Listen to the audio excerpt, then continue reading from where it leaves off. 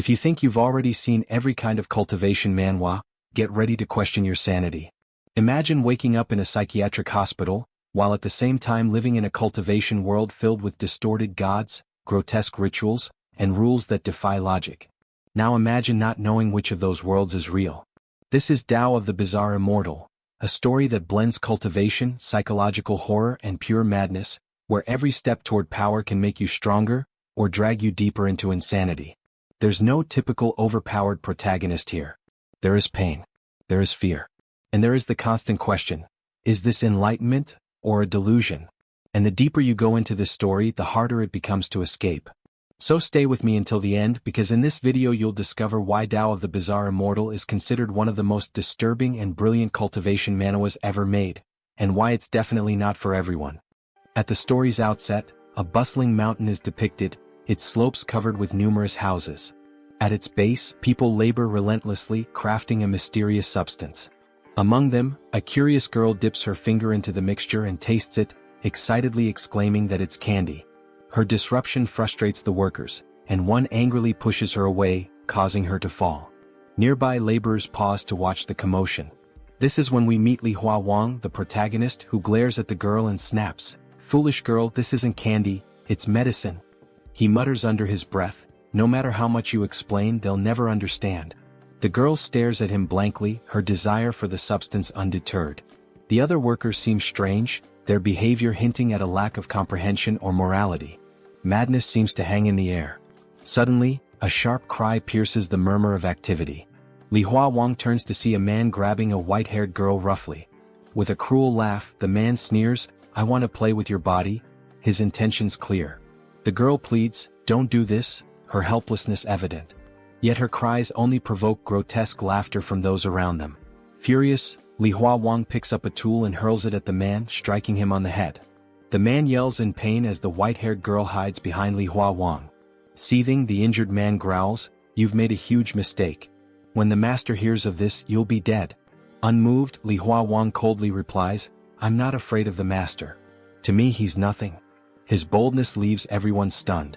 No one had ever spoken of the master with such defiance. The injured man sneers, warning, "You'll regret this." Before long, a guard arrives, his mere presence silencing the scene. Dressed in white, he announces, "The master has summoned Li Huowang." Wang is revealed to be the candy-obsessed girl. Ecstatic, she skips after the guard, convinced the master has called her to give her more candy. As they proceed, the white-haired girl clings to Li Huowang's clothes, pleading, "Don't go. It's too dangerous." But Li Huowang brushes her off, determined. The candy-obsessed girl remains blissfully unaware, humming and skipping along. As they leave the mountain, Li Huowang reflects on his anger, questioning why he let himself get so involved. His thoughts are interrupted when the girl playfully pushes him. Irritated, he grabs her hand and demands, "What is your problem?" She innocently asks, "Do you want candy?" Without responding, he accepts the substance she offers, knowing it's the medicine they've been making. They reach the master's domain, where a fire blazes beneath a massive pot. The master, a grotesque figure with bloody teeth, turns to them laughing. "You made me wait," he says, his voice dripping with malice. Suddenly, he grabs the candy-obsessed girl by the neck and hurls her into the boiling pot. She squeals, "Is this candy, master? Did you throw me in here to give me so much candy?" Even as her body is crushed and twisted, her delusion persists. Li Huowang watches in horror, paralyzed. The girl's screams echo as the master reduces her to a paste, her broken body fueling the fire. The realization hits Li Huowang like a blow. The medicine they've been making is crafted from human remains. Overcome, Li Huowang begins to whisper, "This isn't real. This is all a lie." Yet the stench from the cauldron rises, and the master inhales it with satisfaction, reveling in the twisted reality of their world. At the heart of the narrative, Li's persistent refrain, "This is all fake. Nothing is real," sets the tone for a startling turn of events. While muttering to himself, Li's words unintentionally catch the ear of his master, who misinterprets them as an insult, thinking Li has called him "fart master." Enraged, the master demands an explanation, shouting, "What did you say? What am I?" Li, lost in his own thoughts, continues murmuring, "This is all fake. This master's voice is fake." Frustrated by Li's apparent disregard, the master attacks him, furious at being ignored. But before the confrontation escalates, reality begins to unravel. Li's body starts to disappear, glowing with an intense green light, until the scene freezes entirely. The next moment, Li awakens in a hospital. Restrained and surrounded by silence, he hears only the rhythmic beeping of machines and his own heartbeat. He is alone in a stark room, his surroundings contrasting sharply with the chaotic hallucination he just experienced. It becomes clear that Li is hospitalized, and his condition takes the story in an unexpected direction. A doctor enters, asking Li about his latest hallucination. Li, distressed, describes witnessing horrifying events, a master crushing a girl into paste and turning her remains into medicine. Even as he recounts the vision, Li struggles to understand its meaning, questioning if there's a deeper connection or purpose behind these vivid, seemingly real experiences. The doctor listens attentively, documenting Li's account on a tablet, but dismisses Li's musings about justice and purpose. None of this is true, the doctor insists. Li, however, finds little solace in the familiar dismissal, his frustration evident. The doctor warns that Li must accept these visions as illusions to leave the hospital. Until then, he will remain confined. It's revealed that Li is in a mental hospital, and his isolation weighs heavily on him. The doctor reiterates, "When you stop seeing all this as real, you'll be able to leave." After the doctor departs, Li gazes longingly, yearning for freedom and normalcy. Shortly after, a girl enters the room, her cheerful demeanor a stark contrast to Li's despair. She overheard part of the doctor's words and optimistically tells Li, "You can leave the hospital soon." The girl, Nana, is Li's childhood friend. Her affectionate gaze and efforts to cheer him reveal her deep care for him. Smiling, Nana produces a surprise from her bag, Li's schoolbooks. She explains that the exams are 6 months away, and she convinced their teacher to lend the books so Li could study and stay on track. However, Li reacts with mock dismay, jokingly asking, "Is this a gift? What kind of gift is this?" Though playful, Li's resistance hints at his deeper struggles. Bored and confined, he finds little motivation, but Nana's presence seems to momentarily lift his spirits. As the scene unfolds, the story subtly intertwines hope with Li's ongoing battle against his haunting hallucinations and the confines of his reality. Now, Li's childhood friend Nana has brought schoolbooks from the teacher to help him prepare for his exams, allowing him to study while in the hospital. But instead of being happy about this, Li feels even more bored at the thought of studying. Nana, noticing his reaction, takes one of the books and playfully hits him on the head, saying, "Do you really think I'd only bring books to increase your stress? Do you think I'm such a bad friend?" She then smiles and pulls out a video game from her bag. Li, excited to take the game, reaches for it, but Nana teasingly pulls it away, saying, "First call me big sister, then I'll give it to you." Reluctantly, Li calls her big sister, leaning in close to her face to say it. This makes Nana shy as she notices how close he is, feeling his breath on her face. Blushing, she quickly hands him the game. As soon as Li gets the game, he lies down and starts playing immediately, ignoring everything else. While playing, he remarks, "Maybe passing the time in this hospital won't be so difficult now because of this game." He looks genuinely happy, grateful to his friend for bringing him something enjoyable. Nana watches him with loving eyes and says, "Don't spend the whole day playing games. You should study too. That's why I brought the books for you." But Li ignores her advice, completely engrossed in the game. At this point, Nana reminds him of their childhood promise. Li suddenly stops playing, his expression growing serious. He says, "Yes, I remember. We promised to go to college together. I haven't forgotten." He then leans closer to her and adds, "We'll join the same college and I'll leave this hospital soon. I'll get better and try my best." Overcome with emotion, Li hugs Nana tightly. Nana, hearing his words, smiles warmly and hugs him back just as tightly, both feeling hopeful about the future they dream of together. For a moment, everything feels brighter. Time passes as they continue talking, but it gets very late, and Li realizes that Nana might be delayed in getting home. Concerned, he offers to walk her to the hospital gate. Nana agrees, and as Li begins to put on his slippers, something unexpected happens. A sudden, unbearable headache grips Li. The pain is so intense that he can barely stand. Holding his head, he mutters, "What's happening to me?" He grabs onto the nearby table to steady himself, feeling like his head might explode. That's when his eyes land on something familiar, the medicine pestle from his hallucinations. It's lying on the table just like in the visions he had described. Shocked and confused, Li wonders if he is hallucinating again, but this time it feels different. Unlike before, the hallucinations seem to be manifesting in the real world. While he stands there, overwhelmed by pain, Nana notices and asks, "What's wrong? Are you okay? Does your head hurt? Please tell me what's happening." But Li doesn't answer her. Instead, he mutters to himself, "I've done everything the doctor said. I've taken all the medicine. Why is this still happening to me?" His frustration grows as he realizes that despite following all the instructions, nothing has improved. Suddenly, Li forces himself to stop and pretends everything is fine. Smiling weakly, he says to Nana, "Did I scare you? I was just joking." He tries to laugh it off as if it were a prank, concealing his pain and confusion. Nana, however, doesn't find it funny. She turns her back to him saying, "Stop doing childish things. You scared me. You're not a kid anymore, so don't joke about serious matters like this." Angry and upset, she starts walking away. Li, realizing he has upset her, calls out, "Wait. I was just joking. Don't be mad at me." He looks back at the table to check if the pestle is still there, but it's gone. Confused, he wonders if it was just another hallucination. Deciding it's best not to dwell on it, Li follows Nana to apologize. When he catches up, he asks her to forgive him. Nana, still playful, touches his cheek with her finger and says, "I'll come visit you again next week. Take care of yourself, eat properly, and don't forget to study the book I brought you." Her words reveal how much she cares for Li. Hearing them, Li smiles and says, "Okay, I'll take care of myself. You take care too." As Nana walks out of the hospital gate, she waves goodbye. Li raises his hand, calling out loudly, "Take care of yourself, Nana." Watching her leave, he feels grateful for her support and love, even as his mind remains burdened by his worsening condition and the strange connection between his hallucinations and reality. After Nana left, Li returned to his room in the hospital, but his mind remained fixated on the medicine pestle he saw earlier. Walking slowly, he muttered to himself, "Has my mental health gotten worse?" This was the first time his hallucinations seemed to intrude into reality, and the thought made him anxious. Until now, his hallucinations only occurred when he closed his eyes, transporting him to that strange world. But now, he was seeing elements of those visions in real life. Fear crept in as he thought about the implications.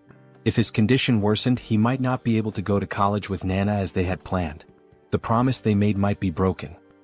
He shook his head, recalling his father's reassurances that the doctor treating him was excellent and would cure him soon.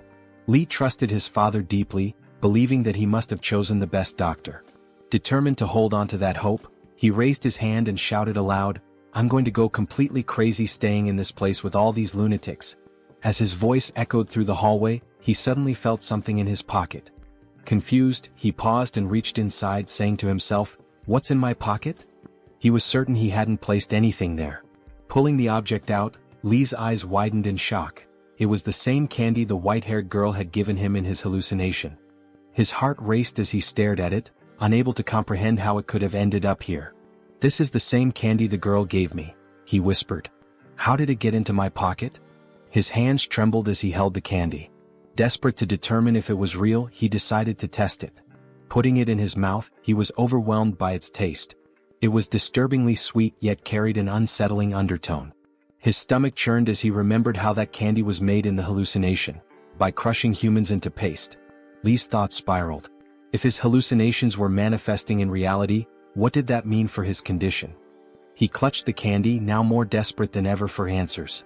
If the doctor sees this, maybe he'll understand what's happening to me. Maybe I'm not crazy after all, he reasoned. Hope flickered in his chest as he thought this might lead to his discharge from the hospital. But just as he started running toward the doctor's office, he stopped abruptly. A chilling realization struck him. If the things I get in my hallucinations appear in reality, he said to himself, then this could be an opportunity. His eyes gleamed with a strange intensity, glowing faintly in the dim light of the corridor. Li's face twisted into an unsettling expression, his mind racing with possibilities. Deciding to keep this revelation to himself, he pocketed the candy and turned away. Whatever his plan was, he wasn't going to share it with the doctor just yet. Later, we see Li in his hallucinatory world, shouting at the strange inhabitants, "Do you people have money? Silver? Gold? Anything?" His voice echoed, but the people around him only stared blankly, unable to comprehend his words. Frustrated, Li sighed. "No matter how much I explain, you won't understand. You're all addicts, too far gone to grasp what I'm saying," he muttered under his breath. The people scratched their heads, staring at him with vacant expressions. Suddenly, the white-haired girl called out to him, "Li brother, can you come here for a moment?" She gestured for him to follow her to a quiet corner. Curious, Li followed. When they were alone, the girl reached down and revealed a small gold bracelet hidden around her ankle. Smiling warmly, she handed it to him. "Here, Li brother. I've kept this safe, but I want you to have it," she said softly. Li was taken aback. "Why are you giving this to me?" he asked. The girl looked down, her voice wistful. "You saved me before and I trust you. Besides, I have no use for it here. I'll never leave this place." Li examined the bracelet carefully. "It's small but it's real gold," he murmured. Pocketing it, he promised, "I'll return this to you someday." To thank her, Li handed her a piece of candy. "This is really good. Try it," he said, smiling. It wasn't the same candy she had given him before. This one was real. How Li obtained it remained a mystery for now. The girl accepted the candy with a shy smile, but as this exchange took place, the other people around them started laughing eerily, their eyes glinting with a sinister light. Among the crowd, a man sneered, "This is getting interesting." Their laughter grew unsettling, making the atmosphere tense. Just then, a guard appeared and barked, "What are you all doing standing around? Get back to work." The laughter ceased instantly and the people scattered, their expressions fearful. It was clear that they were terrified of the guards and the master who controlled this world. The guard's eyes scanned the crowd and he growled, "You weren't brought here to waste time. Focus on your tasks." Li stood still, clutching the gold bracelet in his pocket. His thoughts churned as he formulated his next move. The guard then looks at Li and the white-haired girl. Because they were the reason everyone had gathered there. The guard notices Li taking the gold and gives him a very suspicious look. Thinking to himself, "Are you planning to make medicine with that gold?" The guard is suspicious of what he is going to do with the gold. Because he will never be able to leave this place. So what is the use of taking it? Li keeps looking at the guard with his sharp eyes. And maybe he was thinking, "Why is the guard looking at me for so long?" Before leaving, the guard tells Li, "Get back to work. If the master's medicine is not ready on time, he'll turn you into the medicine." The guard had something shiny tied with a rope around his waist. And it was glowing brightly. Li notices it and asks, "Is that an ancient jade pendant?" Looking at it, Li smiles, and from his expression, we understand that he wants to take it. He feels it must be very ancient and old, so if he could somehow take it to his world, he could sell it and get a lot of money. Later, at 3 a.m. when everyone is asleep, Li sneaks into the guard's cave to take that object. He finds it very easily because it glows brightly in the night. His luck was good because the guard had apparently gone outside on patrol during the night. Li might have known this, which is why he timed it perfectly. Holding the jade pendant in his hand, Li says to himself and thinks of his childhood friend Nana. Maybe now I can pay the college fees and cover my hospital expenses. Li is very poor, which is why he is doing all this. This is also the reason he initially asked everyone for any gold or silver, so he could take it back to the real world, sell it, and end the poverty for both himself and his childhood friend Nana. With great happiness he runs down the stairs, holding the pendant tightly, saying excitedly, "I found an antique pendant. I found a pendant." As he rushes down the stairs he notices a light. It looks like someone is coming up the stairs. He thinks it could be a guard, and if they see him at this time, it could become a big problem. Li panics completely and has no idea what to do. Just then, the terrifying guard appears behind him and says quietly, "What are you doing here so late at night?" Hearing this, Li is utterly shocked. He can't even bring himself to turn around. He's so scared, thinking that he has been caught. He imagines the guard might report him to the master, who will punish or even kill him. This is the same guy from whose cave he stole the jade pendant. Li turns around, trembling, and says, "I didn't do anything. I was just passing through." But then he notices the guard's clothes, which are different, so he asks why the guard is dressed like that. The guard doesn't answer and instead grabs Li by his clothes, dragging him along. While dragging him, the guard says, "People are escaping from here and you'll have to come with us." There were other guards with him, and as they pulled Li along, one of them added, "If you stay here you'll die one day." Li asks in disbelief, "Are you guys really escaping from this place?" He finds it hard to believe because they are all guards, and the idea of guards running away surprises him. Suddenly the angry guard shoves Li roughly and yells, "You'll never be able to escape from this place if you don't come with us. What did you think? That you could bribe us with money and tips to get out of here?" It's then that Li realizes the guard must have assumed that when he collected gold from the girl and asked others for money, his plan was to gather everything and bribe the master or the guards to escape from this place. This is why the guard seems so suspicious of him. But in reality, Li was collecting all of this so he could take it to his world and use it to help his friend and end his poverty, something the guard didn't know. But the biggest thing is that all the guards want to escape from here, which shows how dangerous this place is. This is where the story takes a different turn, because Li thought that maybe the master and the guards had some kind of freedom in this place, but now even the guards want to escape. You can imagine how dangerous this place really is. Li doesn't say anything to the guard and thinks to himself, no matter what happens, I'll return to my real world. I've gotten what I wanted. He presses his eyes tightly, trying to hold back the emotions, to stay focused on the hospital. So Li acted this way because if he had stayed in that place, they might have taken him away, potentially leading to a fight. Anything could have occurred. That's why he came out of the hallucination, believing that by doing so, everything would stop as it was his hallucination. Hence he closed his eyes and returned to the real world. When his eyes opened, it was nighttime and he found himself tied to the bed. Maybe the doctor was also asleep. Whenever Li closes his eyes, the doctor likely restrains him to prevent him from escaping. It's possible that while Li is trapped in his hallucinatory world, the doctor takes certain actions. This could explain why the doctor keeps him bound. Looking around, Li mutters to himself that it's still very late at night, and the nurses are probably all asleep. He feels the need to check if the pendant and gold he took have made their way into this reality. However, if a nurse were there, they might have untied his hands and feet, allowing him to verify it. For now, he must wait until morning as he has no other choice. So, Li closes his eyes once more to see what's happening in that other place since there's nothing else to do at this late hour. When he returns to that place, he finds himself standing there again, and it seems all the guards have left. Perhaps they fled, leaving him behind. Laughing, he says, "This is my hallucination. No one can harm me because none of this is real. How could they hurt me?" He laughs again. Then, in the early morning within the hallucination, a man rushes into a cave shouting, "Wake up, everyone. The master has summoned us immediately. Hurry." His tone suggests something urgent has happened. Possibly the guards have deserted.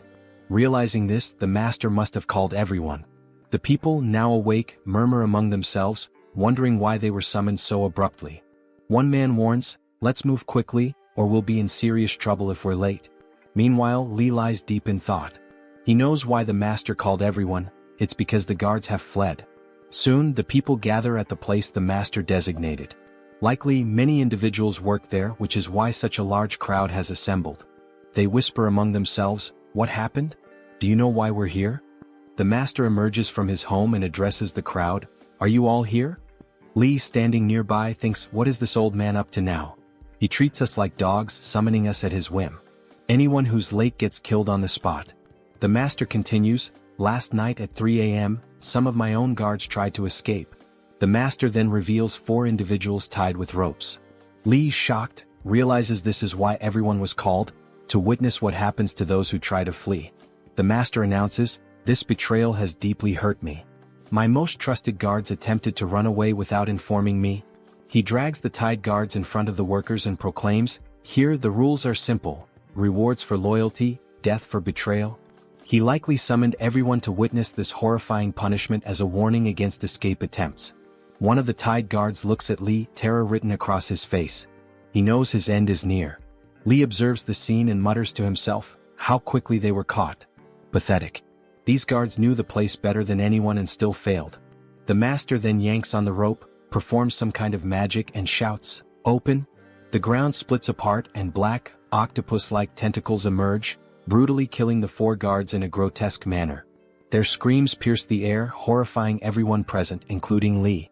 Unable to watch, Li hears only the anguished cries, which shake him to his core. Trembling, he starts repeating to himself, "This isn't real. None of this is real. It's all a hallucination." He tries to calm himself, recalling the doctor's words, not to take these illusions seriously. But then, a black tentacle appears near him, carrying one of the guards impaled on it. Seeing this, Li freezes in shock. He begins questioning his reality. Did I create something so terrifying? Could the guard's pain be real? But how? To steady himself, he reminds himself of the doctor's advice and convinces himself that his fear is making the hallucination more intense. "It's all fake. None of it can hurt me," he repeats. Above, the master declares, "Anyone who tries to escape will face this fate or worse." Laughing, he adds, "I might even use their bodies for medicine." It becomes clear the master is using people in his experiments to achieve immortality. As the master walks by Li, he asks, "Why didn't you try to escape with them?" This reveals the master knew of the guard's plans involving Li. But Li remains silent, thinking this is just a hallucination. I don't need to fear him. The master places a hand on Li's head and says, "Good. You made the right choice by not joining them. You'll no longer be a mere worker. You'll manage the supply room." Li realizes he's been promoted, a safer and better position, but he also knows this favor comes with risks. Before leaving, the master gives Li a new name, Xuanyang, after one of the guards he just killed. This unnerves Li as it shows how little human life is valued here. The master hands Li a bag containing 5 pills, explaining, "Each pill extends your life by 10 years and enhances your strength. Use them wisely." He laughs, adding, "Here good deeds bring rewards and betrayal brings death." Li reflects on his situation, realizing that while he has been rewarded, the danger remains ever present. Then he snaps out of his hallucination and returns to his reality. He finds it hard to believe that everything he had brought back from there now exists in the real world as well. Placing everything on the bed, he examines it closely. Perhaps it was just an illusion. That's why he needed to carefully check if it was real or not. To uncover the truth, he would have to show it to someone. Li then stares at the pill in his hand with astonishment. If everything the master said was true, consuming this pill would not only drastically enhance his strength but also prolong his life. A very enticing prospect. Talking to himself, he wonders if it would really work. But how could he find out? Hesitantly, he decides to use its power to confirm. Just as he's about to take the pill, his friend Nana bursts through the door furiously, almost breaking it open. "Why did you call me here? What's so urgent?" she demands. "I left my class, skipped my meal and rushed over because you said it was important. You made it sound like an earthquake hit. What's going on? Do you have something serious to say? If this is just another prank or act like last time, tell me now. You'll regret wasting my time." Li doesn't respond and quietly walks to close the door. Looking around cautiously, he locks the door and shuts the windows too. Seeing this, Nana feels awkward and stammers, "What are you doing? Why are you closing everything? There are cameras in this room and the nurse can hear us. If we do anything, they'll know." Nana assumes Li might want to kiss her, or perhaps something more, which makes her even more flustered. When she mentions that the nurse might overhear them, the speaker suddenly crackles and the nurse, laughing, teases them. "Go ahead and do whatever you want. We won't listen." Ignoring the comment, Li holds up the pendant in front of Nana and speaks into the speaker. "Will you stop disturbing us? Don't you understand the concept of privacy? We can have a private moment too." Nana, noticing the pendant, asks, "What is this pendant? What do you want me to do with it?" Li responds, "Don't say anything. Let me whisper something in your ear. Don't react. Just listen. If you react, there might be a camera in this room and it could create a huge problem." Days later, we see that nearly 5 days have passed. Li reflects on how his family and parents don't trust him. Everyone thinks he's lost his mind. The only person who believes in him is Nana. She trusts him and doesn't see him as crazy. Li relies on Nana entirely, knowing she won't mock him like his family and doctors. To him, she is his last hope, the one person who understands him. At that moment, the microphone crackles again, and the nurse announces that his girlfriend has come to visit him. Li, who had been anxiously waiting, feels overjoyed upon hearing this. A smile spreads across his face as he mutters, "I knew my friend would come. He'd never betray me. I trust him completely." As he eagerly heads out of his room, some hospital guards approach. Being in a mental hospital, guards are stationed to maintain order. When Li notices them, he feels confused and decides to ask one of them what's happening. He asks, "What's going on? Is something wrong? Why are you all so prepared?" One of the guards quickly replies, "Close your door and don't come out no matter what you hear or see." The guard's tone is urgent and almost fearful, leaving Li puzzled. The guard explains that a dangerous patient has escaped. A true psychopath capable of anything, even murder. He warns Li to stay alert and cautious. Before leaving, the guard instructs him to report immediately if he spots the escapee. Left alone, Li processes what he's just heard.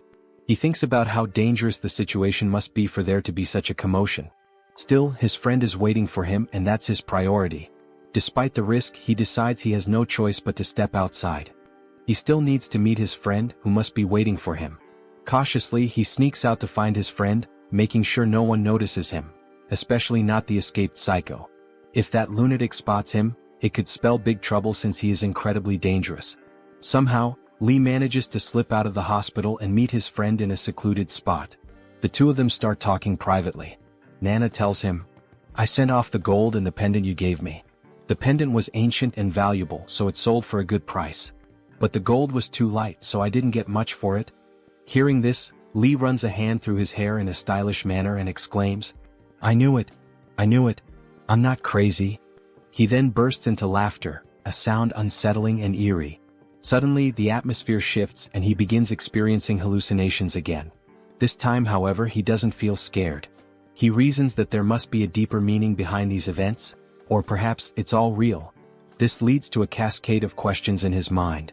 What if it's not a hallucination? What if it's all truly happening? Could he really die there? And if he dies there, would he also die in the real world? Or perhaps, when he closes his eyes, he wakes up in another person's body, living in a different reality where everything is real and nothing is imagined. But all of this remains a mystery. Perhaps these answers lie ahead in the story. There's no need to worry, I'm not giving away any spoilers. In a burst of joy, Li hugs his friend Nana tightly.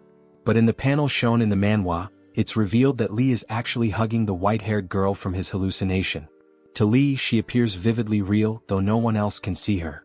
Caught in his delusion, he hugs her tightly, shouting over and over, "I'm not crazy, Nana. I'm not crazy." Nana, feeling awkward, says softly, "Let me down. I might fall." Li feels overjoyed, believing that everything from his strange reality is real, and that he may soon be able to leave the hospital. As they walk together, they continue talking. Li confidently declares, "My ability is real."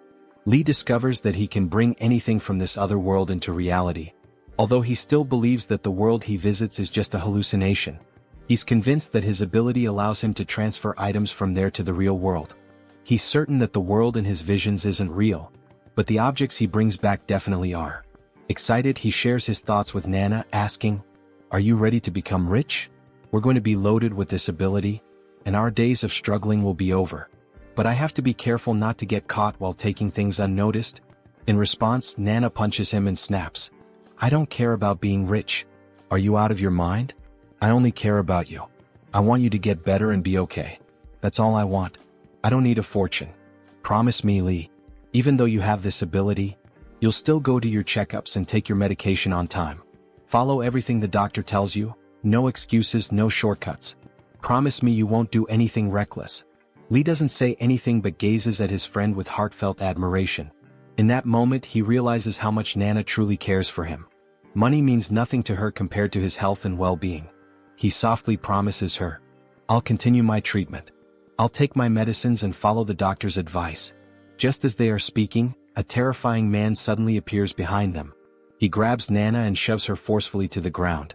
It's the same dangerous patient the hospital guards have been searching for, a deranged psycho. Li freezes for a moment before screaming, "He's my friend. Don't hurt him. Let him go." Panicking, Li rushes forward, but the psycho grips Nana even tighter, causing her to cry out in pain. Her screams send a chill through the air. Just as Li is about to intervene, the crazed man strikes him on the head with a rock. Blood begins to pour from the wound, and Li collapses to the ground. In that critical moment, Li recalls the medicine that the master had given him during his hallucinations.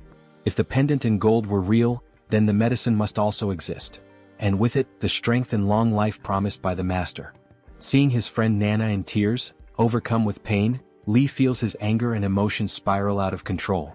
Unable to hold back any longer, he grabs the pills. In the manhua image, we see the determination reflected in Nana's eyes as Li swallows the medicine. The moment he consumes it, the atmosphere around him shifts dramatically.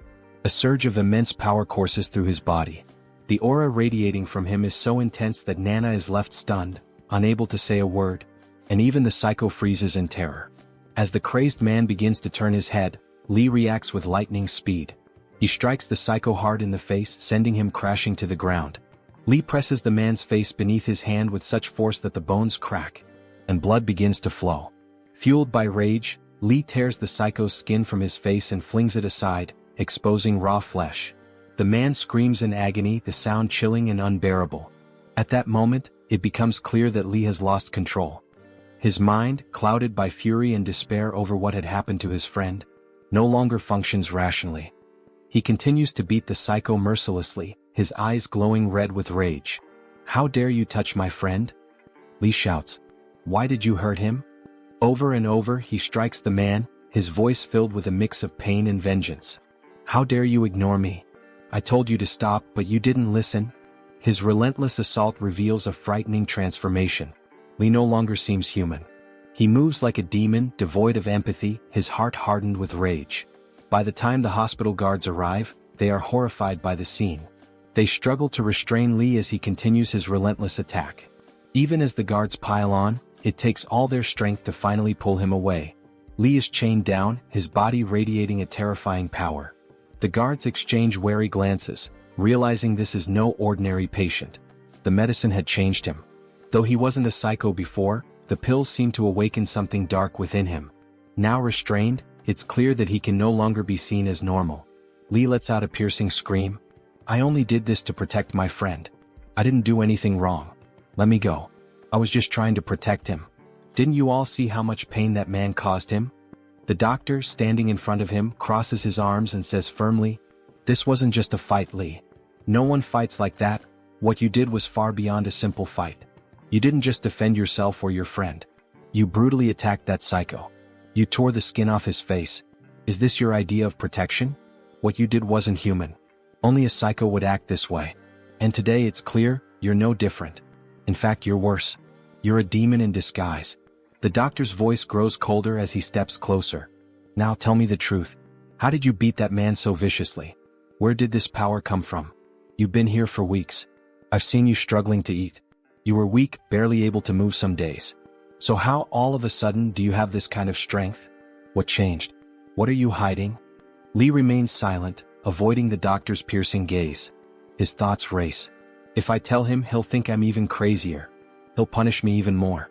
The doctor, noticing Li's silence, narrows his eyes and says, Answer me, Li, properly. If you lie or refuse to speak, the consequences will be severe. You haven't seen my true nature yet. When my patients lie to me, I make sure they regret it deeply. I've been patient with you so far, but don't test me. If you don't speak up, I'll make your life here a living hell. Something you'll never forget. Even with the doctor's threats hanging in the air, Li says nothing. He keeps his thoughts to himself. Why should I tell him? He'll just think I'm crazy. And if I tell him the truth, they'll start running tests on me again. They'll take everything I bring into this world, and I'll never have the chance to sell it. Li stays silent, staring at the floor, his fists clenched. The doctor leaned closer, his voice sharp and commanding. Are you listening to me? Close your eyes, he said firmly. Li hesitated, unsure of what the doctor intended. Refusing to comply, he stared back in defiance. The doctor's irritation flared. I told you to close your eyes, he barked. Reluctantly, Li finally began to close his eyes. As his eyelids shut, the world around him blurred and dissolved. And when he opened them again, he found himself in the hallucination world. A sense of relief washed over him, and he thought, maybe this is how it's meant to be. In the hospital, they're always talking to me, questioning me, doubting me. But here I'm free. Here no one can ask me questions. This is my escape. In this world, he saw a massive statue of an old man sitting in a meditative pose. Nearby stood his master, the one who always seemed to guide him in this strange place. His master spoke with authority, addressing a group gathered around him. Today we have a newcomer joining us, the master announced. Huowang, you'll be working with us from now on. If he makes any mistakes, forgive him. He's new here and doesn't yet understand this place or its work. But I trust that he will learn everything gradually. Beside Huowang stood another man, older and more experienced. The master continued, you'll be his senior. It's your responsibility to guide him, teach him about this place, and show him how things are done. Now, the master said with finality, it's time to rest. It's 9 o'clock. Let's have dinner and then call it a day. As the group began to disperse, Li noticed something odd. One of the men, standing next to the master, was staring at him with an intense, almost unnerving gaze. The man's piercing eyes seemed to hold some kind of knowledge about him. Li couldn't shake the feeling and thought to himself, why is this guy looking at me like that? Am I a girl or something? Is there something on my face? What's his deal? It was the first time Li had seen this man in the hallucination world, and they had no connection. So why the intense stare? Later, as Li and his assigned senior walked up a flight of stairs, Li broke the silence and asked, who was that guy staring at me back there? And why was he looking at me like that? The senior glanced at Li and answered, His name is Senior Brother Jin Khan. He's unique. You'll get used to him. Li learned from his senior that the man's name was Jin Khan. The senior continued, ever since Jin betrayed the master, there's only been one inner disciple, Brother Jin Khan. He's the master's most trusted confidant and handles all the important tasks. The master relies on him completely. Whoever you meet here, show them respect. Speak politely to everyone and don't act rudely. If you do, the master won't take it lightly. He's very strict when it comes to respect, so be mindful of that. As someone new to this world, Li appreciated the advice. He nodded and said, "Thanks for explaining everything. I'm new here and don't know much yet." Eager to contribute, Li asked, "Now that I'm the master's official disciple, what's my first task? What should I do next?" His senior replied, "For now, your main responsibility is to handle supply tasks around this place. Even though you're officially a disciple, you're not close to the master yet. If you want to earn his trust, you'll have to work hard and remain loyal to him. Always show respect. If you do well, the master might one day teach you the ultimate secret, immortality." Li's eyes widened with excitement at the mention of immortality. "Immortality?" he exclaimed. "Can the master really teach me? When will he teach me? Tell me, please." His senior chuckled at Li's enthusiasm and said, "Calm down. Right now, the master isn't going to teach you. He doesn't trust anyone easily. The only person he trusts is Jin Khan. If you want to learn about immortality, you'll first need to win the master's heart. That means working hard, proving your loyalty, and becoming an inner disciple. Even then, it's not guaranteed. Many people have tried and failed to earn his trust, and it often takes years. For now, forget about immortality. Focus on your current tasks. Maybe in 1 or 2 years, if you're persistent and loyal, the master will see your worth and begin teaching you." Li's amazement grew as he processed this information. He thought to himself, "This place is truly incredible. So many hidden secrets lie here. If I could learn about immortality, it would change everything." After learning about the hidden wonders of the place, Li's curiosity grew insatiable. He wanted to uncover all the mysteries it held. However, his immediate focus remained clear: to bring something valuable from this world back to the real one, not just to escape poverty for himself but to help his friends too. That thought consumed him. Then, his perspective shifted when he stumbled upon a place where medicines were made. He watched in horror as people were killed, their essence fueling the creation of magical substances. A large cauldron bubbled violently, and strange, shimmering ingredients were added to it. The master stood before the cauldron, opening it with a commanding gesture. Inside, the contents glowed as 2 magical medicines formed, one green and one red. Li was stunned. "How foolish have I been?" he thought. "I was only thinking of taking money from this world, but these medicines hold unimaginable power. If I could take them to the real world, I could become invincible, maybe even immortal." The desire to take the medicines burned within him. He imagined harnessing their power to reshape his life, to protect his friends, and to achieve anything he desired. But then a troubling thought crossed his mind. What if I take the medicine without knowing its effects? What if it's too much for my body to handle? I could overdose and lose control, or worse, die. He realized he needed to tread carefully. First, he had to learn everything about the medicines and their powers. Determined, he resolved to focus on his current task, earning the master's trust. If he could do that, perhaps the master would teach him the secrets of immortality. As Li watched, the master transferred the magical medicines into bottles with a flick of his hand. His movements precise and almost hypnotic. Then the master turned to Li and said, "If you're here for the supplies, go and bring them." The girl with the white hair. Li froze. His blood ran cold. The girl with the white hair? His master intended to use her, his friend, the one who called him brother, as a component in the cauldron. Li's mind raced. How could I do this? How could I betray her and bring her to die? He couldn't bring himself to even consider such a thing. But before he could respond, the master stepped closer, his tone growing sharp. "Didn't you hear me? I said bring the supplies." Feeling trapped, Li closed his eyes tightly, unable to face the situation. He willed himself to return to his real world, desperate to escape the impossible choice. When he opened his eyes, he found himself back in the hospital. Standing before him were the doctor and his mother, their faces filled with concern. "Mom?" Li asked, surprised. "What are you doing here?" His mother rarely visited him, and her presence made him uneasy. His mother's eyes were filled with worry as she said, "The doctor called me. He told me about what happened to you. That you were attacked, hurt badly on your head." She stepped closer, placing a gentle hand on his shoulder. "Are you okay, my son? Do you have a headache?" Li forced a smile, trying to reassure her. "I'm fine, Mom. I don't feel any pain." But deep down his mind was far from fine. The guilt of leaving the white-haired girl behind and the dread of what might happen to her gnawed at him. Yet he couldn't bring himself to explain anything to his mother. "You don't need to worry, Mom. Everything's okay." His mom looks at him and says, "You have become so thin. Don't you eat in the hospital? Don't you like the food here? Have you ever looked at yourself in the mirror? You have become so thin." His mom took out the grape from the bag and said, "This is your favorite, right? I know it. Come on, open your mouth. It's very sweet. You'll like it a lot." While eating, he says, "Mom, don't worry so much about me and don't trouble yourself so much. Are you really here just to spend time with me?" Because he asks, his mom comes here very rarely. And it might be very few times that his mom doesn't get time to come here. Maybe that's why he is asking if you are here to spend time with me. His mom then feeds him all the grapes and talks to him for a while. His mom says, "If you don't get up, the doctor will take me to the crazy man's parents. And I will scold them a lot." His parents are waiting downstairs, so the doctor tells his mom that the crazy old man's family is waiting downstairs. So hurry up or they will leave. His mom says, "Let me talk to my son for a little while longer. There is still something important I want to tell him."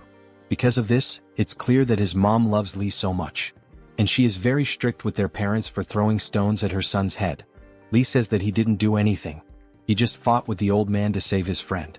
His mom tells him not to worry, that she always trusts him and will handle everything. So he doesn't need to be concerned. Li looks at his mom with tear-filled eyes. And as she leaves, she tells him to always listen to the doctor and take his medicine on time, assuring him that he will get better soon, and that he doesn't need to be scared because his mom will always be with him. When his mom was about to leave the room, she pretended to be happy, but in reality, she was even more worried because his health was not improving. However, she didn't show her concern or sadness in front of him. Her eyes were filled with anger as she thought about the madman's parents, who had harmed her son and put him in this condition. But the way Li had fought the madman, perhaps in his case the injury on his head was nothing. The madman had attacked his friend first, so it was his fault. In anger, she leaves to meet the madman's parents. As Li looks at his mom, his vision starts to blur. The doctor asks him to close his eyes, saying they will talk later. When Li opens his eyes again, he finds his master standing right in front of him. The master speaks, but Li is too troubled to pay attention. His thoughts are consumed with the white-haired girl. He wants to check on her to make sure she's all right. As he considers returning to find her, his master suddenly grabs his face with a tight grip. Startled and confused, Li struggles to understand why his master is holding him like that. Before he can ask, the master pulls something from his hand and says, "If you're awake now, eat this, my servant." Laughing, the master shoves the object into Li's mouth. Li is horrified as he feels tiny tentacles, like those of an octopus, wriggling inside his mouth. The tentacles are alive, moving, and Li can't make sense of what he's being forced to eat. The master had shoved it in so suddenly that Li hadn't even seen what it was before it was in his mouth. The master explains that this will prevent Li from panicking or being scared, perhaps thinking Li had fainted in fear when he was asked to bring the white-haired girl to this place. Li refuses, insisting, "I'm not sick and there's no need for this." He pulls the black tentacles from his mouth, and as he looks at them, he realizes his tongue has turned black. The master, unbothered, orders his guards to force-feed Li. Two guards approach with firm grips, holding Li's head and knives, ready to force the substance into his mouth. The master coldly commands, "You must eat this or they'll make you eat it." As the guards prepare to hold him down, Li suddenly feels bubbles rising around him, and his face slowly starts to sink into water. The moment his face touches the water, Li wakes up in his real world, where his friend Nana is looking at him, calling his name in concern.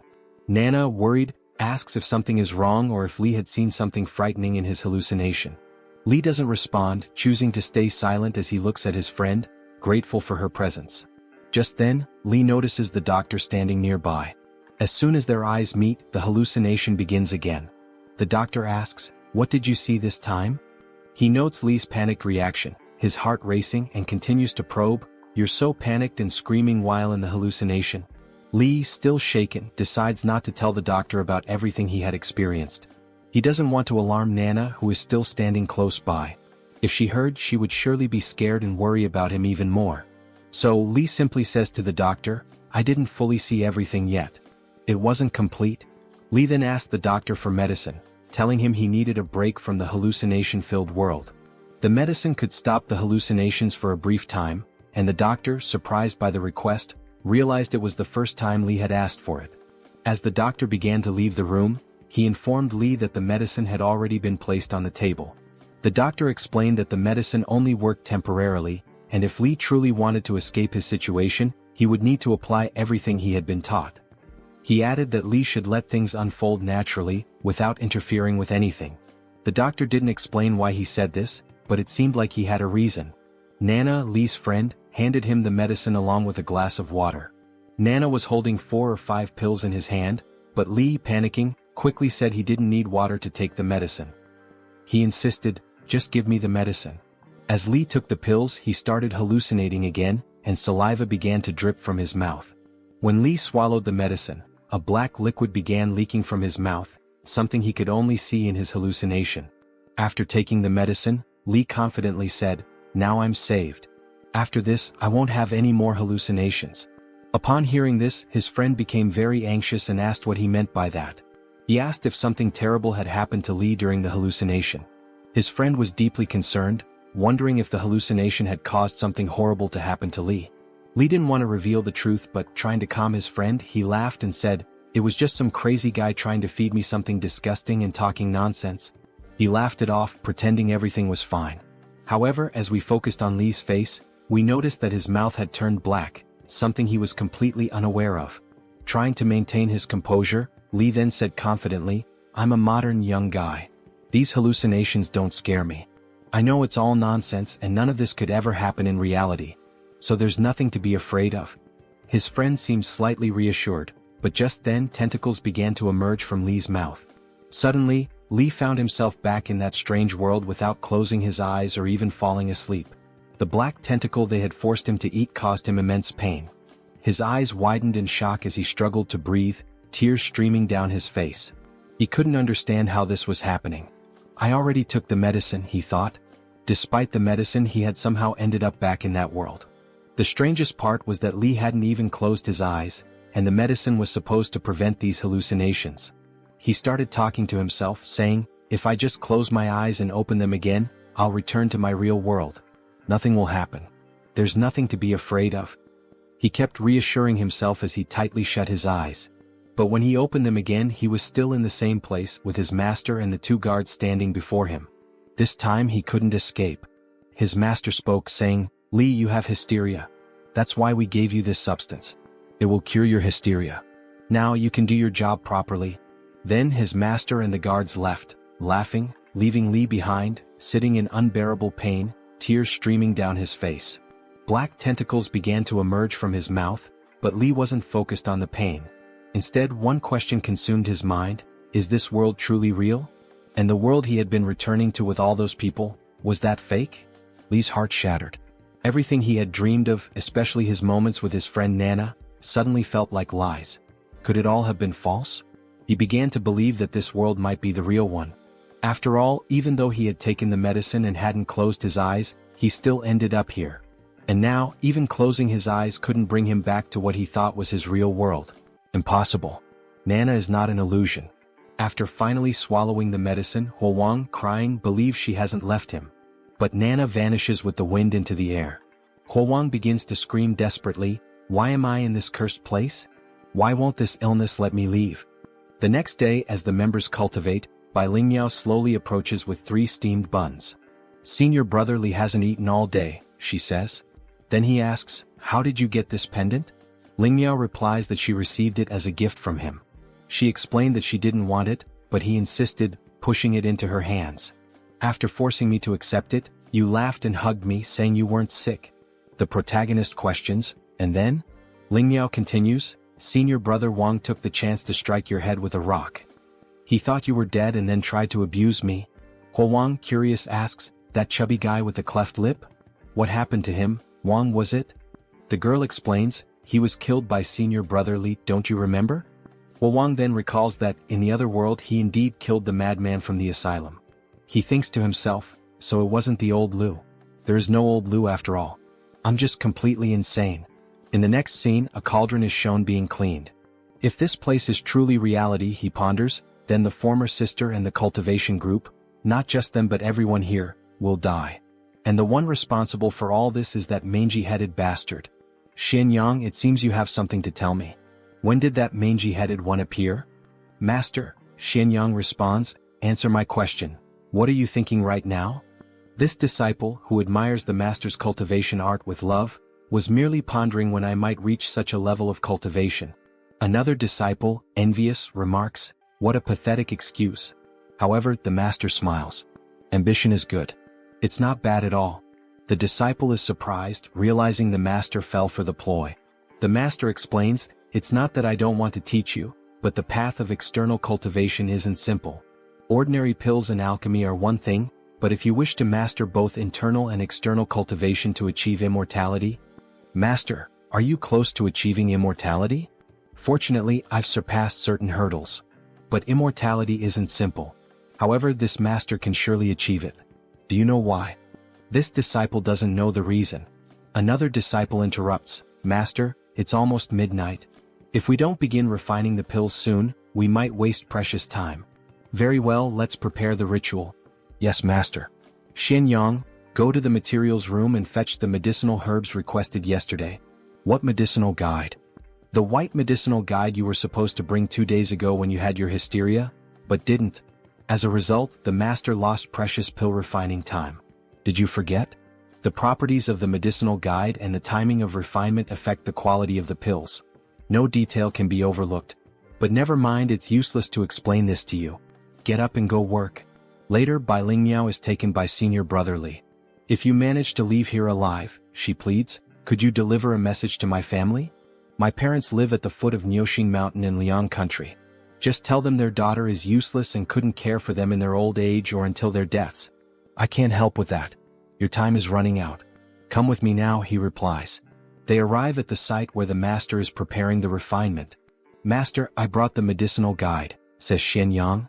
Perfect. My dear disciple, come here now. Bai Lingmiao is pulled by an invisible force. As the master grabs her neck, he notices something odd. What bad luck. Why did you fail at this moment? The properties of the medicinal guide have been completely altered. Xianyang, take this girl back. Yes, master. It's done. Next, I just need to get Bai Lingmiao out of here. Wait, Xianyang. Since this guide won't work, fetch another for me. I recall there's another white medicinal guide. Go quickly and return fast. Don't delay the alchemy. In the supply room, Xianyang realizes the grim fate. As I understood my mistake, I couldn't save Bai Lingmiao. That wretched man kept creating elixirs and I couldn't save anyone. Tomorrow and the days after would always demand more sacrificial guides. As the cauldron opens, a demonic face emerges. I can't be his assistant, Yang declares. The master hands him a pill. Here's a gift.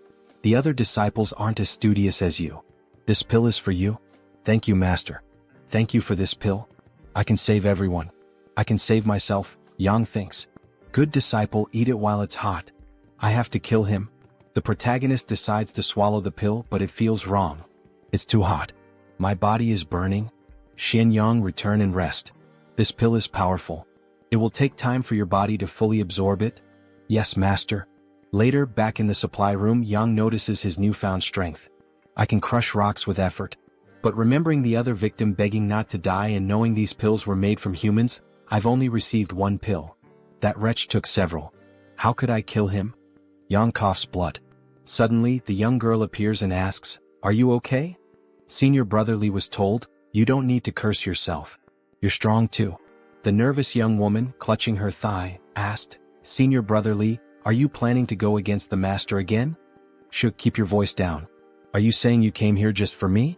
He might see what's happening here, Li replied. It's fine, senior brother, she assured him.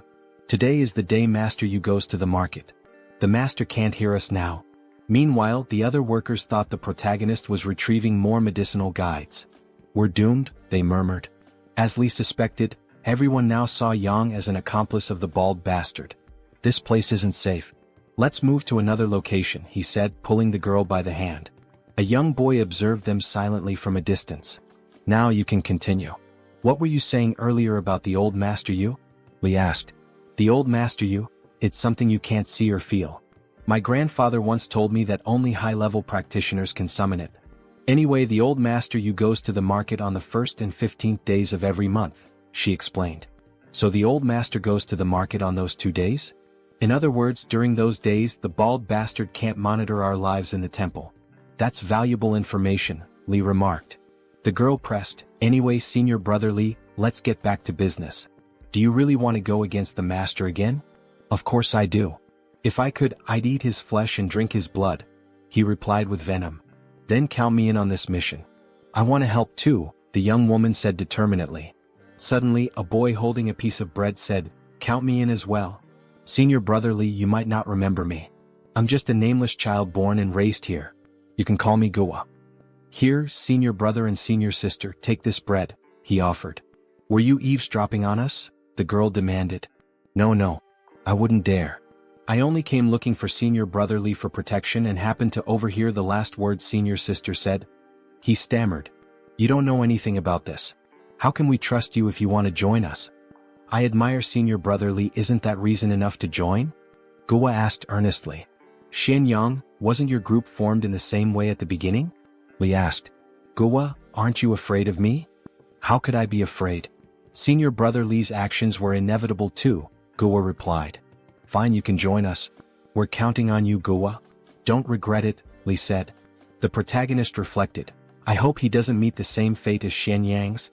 In the days that followed, the group continued seeking ways to kill Dan Yangzi, but with just Li and the 2 others, it was almost impossible to deal with the master. During that time, they moved the medicinal guides from the storage room to the alchemy room one by one. The protagonist couldn't forget their final words, echoing in his head until the 8th medicinal guide. Master, the medicinal guide is ready, Xianyang announced. Well done, Xianyang. You've been performing admirably lately. As I said, our Shishan Donghua sect rewards merit and punishes mistakes, the master replied. Since you want to learn alchemy, I'll start teaching you today the formula for creating the nutritive pills. Don't underestimate the formula. Though it's simple, it remains a heavenly method recorded in celestial scriptures. The master explained, remember this, 20 taels of human elixir, half a caddy of balsam seeds, 24 sunrise stones. The fire must be lit at 3 a.m., the bathing hour. Use your eyes to illuminate it silently, your breath to boast it, and your spirit to fumigate it. Gradually raise the fire with a gentle flame and relight it at 4 a.m. Then exhale. While listening, Xianyang secretly wrote the formula on his clothing. Master, I'll write the formula on my robe, he said. But the master scowled. Master, please review what I wrote and see if anything is missing, Xianyang insisted. Suddenly the master kicked him hard in the face. Why the hell did that maniac do that? Why did he suddenly kick me? Xianyang thought. Although his handwriting wasn't great, it was legible. The master hadn't even looked at it. He seemed more concerned about the act of writing the recipe. Wait, Xianyang realized. Back when we were in class, we never had scriptures or any written records from this temple. Everything taught so far was passed down orally. Could this cursed maniac be illiterate? If he can't read, then who read the celestial book he claims to follow? Another disciple approached. I didn't expect this, Xianyang. The master is willing to share the celestial book's formula with you. He must truly value you. Senior brother Zhenkuan, this is the master's way of showing his favor, Xianyang said carefully. But Zhenkuan, angered, punched Xianyang in the ribs. Who do you think you are? He growled. Bruised but undeterred, Xianyang smirked. The master recognizes my efforts in cultivation. Perhaps you're just not good enough, senior brother Zhenkuan. Infuriated, Zhenkuan channeled magic into his hand and struck Xianyang with such force that the impact echoed throughout the temple. Time passed. Zhenkuan sneered, Junior brother Xianyang, why are you so disobedient? If it weren't for the master's pills, you'd be dead by now. Didn't I tell you not to provoke Zhenkuan? Why do you keep doing it? As the days continued, Xianyang's suspicions about the master and his twisted methods deepened. With each attempt to escape or resist, the group faced increasing peril. The temple's secrets remained shrouded in fear, manipulation, and bloodshed. The protagonist began to laugh maniacally. Didn't the master already give junior brother Xianyang the medicine? Why is he acting crazy again? Someone questioned. A breaking point has been found, the protagonist declared, laughing like a madman. After the chaos, the protagonist deliberately created further conflicts with Zhenkuan to provoke him into revealing news about his master. Judging by Zhenkuan's expression, it seemed something significant was about to happen. The protagonist secretly observed Zheng Kuan, but Zheng Kuan continued his training step by step as usual. Just when the protagonist thought he might have been mistaken and that Zheng Kuan wasn't as greedy as he seemed, February 15th arrived. On that day when Li Huowang began refining pills, Zheng Kuan deviated from his usual practice. The door to Li Huowang's residence was left open, signaling that Zheng Kuan had someone inside to investigate. Suspiciously, Zheng Kuan chose to stand guard outside at such a critical moment. Was it really him? Disciple Yuan? The two disciples conversed, and after a moment, they used a talisman and disappeared. They've finally left, the protagonist thought. The restriction on the room must have been lifted by Zheng Kuan and his group. Now is my chance to enter. Inside, the protagonist grimaced. This place reeks like the stench of rotting rats. Suddenly he noticed a stone tablet. This stone, it must be the celestial script Li Huowang mentioned. The writing is hard to read. This celestial scripture is clearly a sutra. There's no alchemical method written here. How could he refine pills using this rock? Unless... A mysterious voice interrupted, asking the protagonist, "Are you colluding with that person from earlier? Don't move. All it takes is ringing these bells, and her father will return immediately." "Ah, I see. Fine, go ahead and ring the bells. I'll just wait for the master to arrive and discover you can't understand the celestial scriptures." "You've been lying to him this entire time," the protagonist retorted. "How did you figure that out?" asked the frightened girl. "So my suspicions were correct," the protagonist mused. "She's the one interpreting the celestial scriptures for Li Huowang." The girl stammered, But it's not my fault. I can't understand those damn celestial scriptures, but he forced me to keep reading them to him." "Are you not afraid he'll find out?" the protagonist questioned. "He's illiterate. He'll always believe whatever I tell him," the girl admitted. "So, the alchemical formula using humans to refine pills? Was that something you made up and fed to him as well?" "Yes," she confessed, nodding. "I just remembered bits and pieces and told him that's what the scriptures said. Don't worry, it won't kill anyone. I don't want him to get hurt. I just don't want him to think I'm useless, that he'll discard me. I have no hands or feet." Suddenly, the protagonist grabbed a vase and smashed it to the ground. The girl cried out in pain. "It hurts. It hurts," she wailed. "The alchemical formula might not kill people, but because of your formula, Li Huowang is eating humans," the protagonist said coldly, glaring at her as she writhed on the ground, screaming for help. Moments later, all the sect members were gathered in the main hall. The master arrived with a grim demeanor. Who secretly entered the master's house while he was refining elixirs?"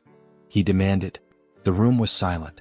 Realizing no one would speak, the master decided to interrogate each member individually. "Changming and Changren, what were you doing while the master was refining elixirs?" "Master, we were guarding the gate of Qingfeng Temple as per your instructions." Changming and Changren dared not be careless, they replied nervously. The master emitted a murderous aura as he stared down one of the guards. "And Shen Yuan?" he asked. Shen Yuan began to explain himself, but the protagonist knew his turn was coming next. "Shen Yang," the master called, placing a heavy hand on the protagonist's shoulder. "After distributing the medicine today, where were you for the rest of the day?" The protagonist responded, "Disciple returned to the hall to prepare the elixir materials you will need for the next refinement." The oppressive atmosphere hung thick in the air. The master asked again, "Did any of the disciples see Shen Yang in the house?" No one answered. "Think carefully before you speak," the master warned. "If anyone helps uncover who invaded the master's house, not only will they be spared, but they will also be rewarded handsomely." Suddenly, the white-robed girl spoke up. "Brotherly was with us at that time. I can vouch for him." "You can guarantee that?" the master questioned. "Yes, I can," she replied. "And the rest of you? Does anyone else have anything to say?"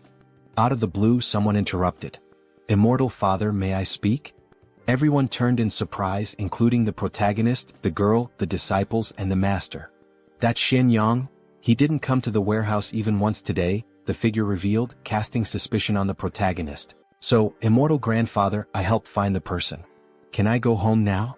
The master, radiating a devastating aura, shouted, "This morning, the medicinal manual was personally delivered by Shen Yang. If he never went to the supply room today, then how the hell did he get the medicine? Are you trying to die, boy? Are you seeking death?" "Immortal Grandfather, I was wrong. I was blinded by ambition, and that's why I lied to you." The boy fell to his knees, his forehead slamming against the ground as he begged for forgiveness. The master ignored him at first, but when he noticed one of the disciples with a faint smile on his face, he moved in a blur, tearing off a portion of the disciple's face.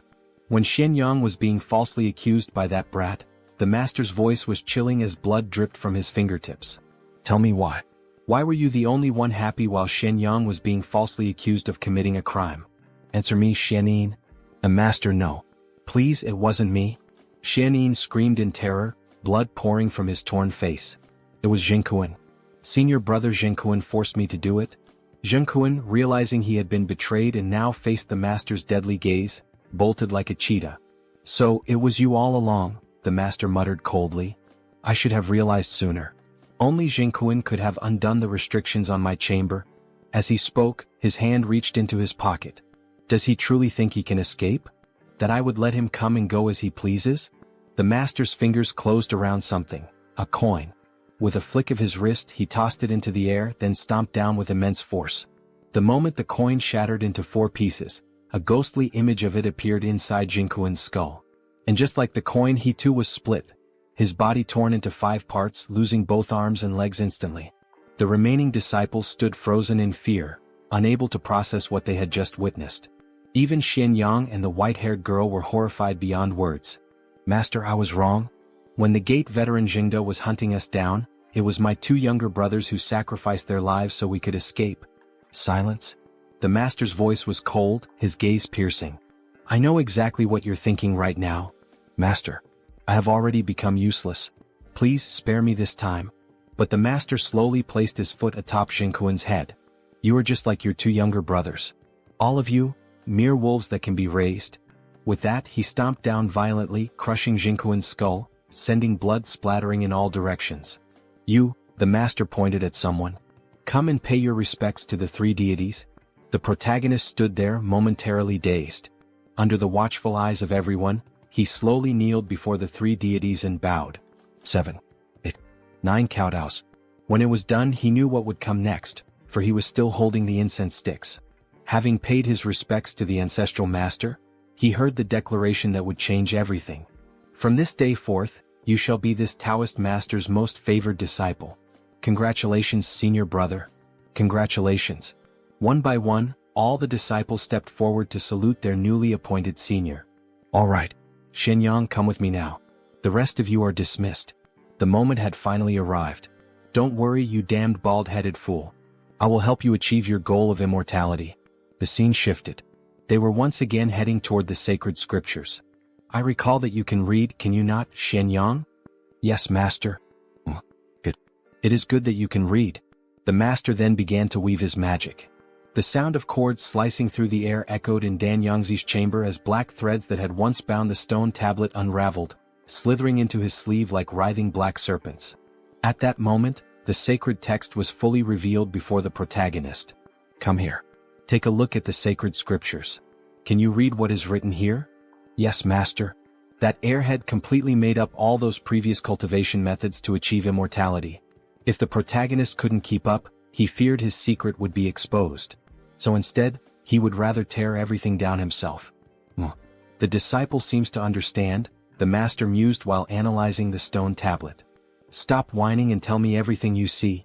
Master, in these scriptures, why isn't the recipe for the blood-nourishing elixir here? The one you taught me last time? The protagonist continued, Master, you said that to become an immortal, one must refine both internal and external pills. But the method for refining internal pills, it's not here. What? The master's eyes widened. I'm telling the truth, the protagonist declared with conviction. He had no idea what kind of lies the girl in the vase had told Dan Yangzi. If he followed the original script, there was a chance he would fail. So, he decided it would be easier to be honest and figure something else out later. Besides, it wasn't even a lie. It was the truth. The entire method to become an immortal was nothing more than a fabricated story the girl in the vase had invented. Naturally, he would create his own fabricated story and method as well. This stone tablet records a technique for cultivating internal strength. It says here that on the eve of the new year, one can use various external pills alongside this technique to capture a portion of the spiritual energy that the heavens release into the mortal realm. We can then absorb it and use it to ascend to immortality. Li Huowang stared at the stone tablet, his voice unwavering, speaking each word with such confidence that it sounded like absolute truth. A cultivation technique? It also requires external elixirs, the master asked. There seem to be multiple types of pills, the protagonist responded. This one requires 120 grams of cinnabar, 5 grams of white strychnine, 60 grams of acidin, and a wandering god? Master, what kind of ingredient is a wandering god? No wonder. No wonder the girl in the vase had said that this celestial scripture was always changing, making it impossible to memorize. No wonder he hadn't become an immortal after all this time. She had been deceiving this Taoist all along. Dan Yangzi didn't respond immediately. Instead, he observed for a while before speaking. Child? Even that girl managed to deceive me. Are you trying to do the same? The protagonist answered immediately. Master, this is the method to become an immortal. How could I possibly deceive you? After all, I also want to achieve immortality. The master stared at him, almost as if amused, trying to see if he could uncover any lies. Good.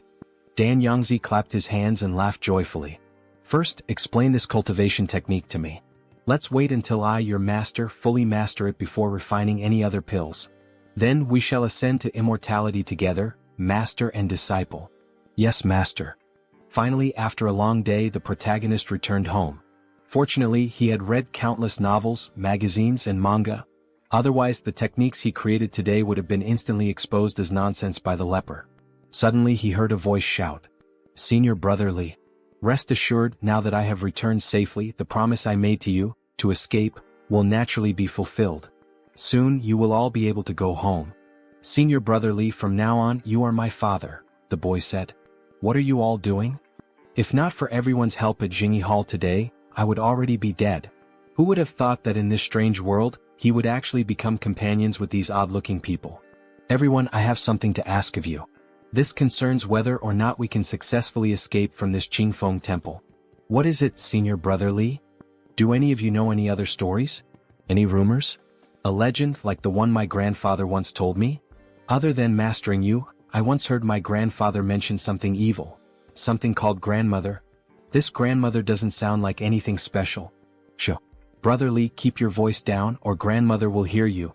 She is truly an evil thing. First of all, her appearance is different depending on who sees her.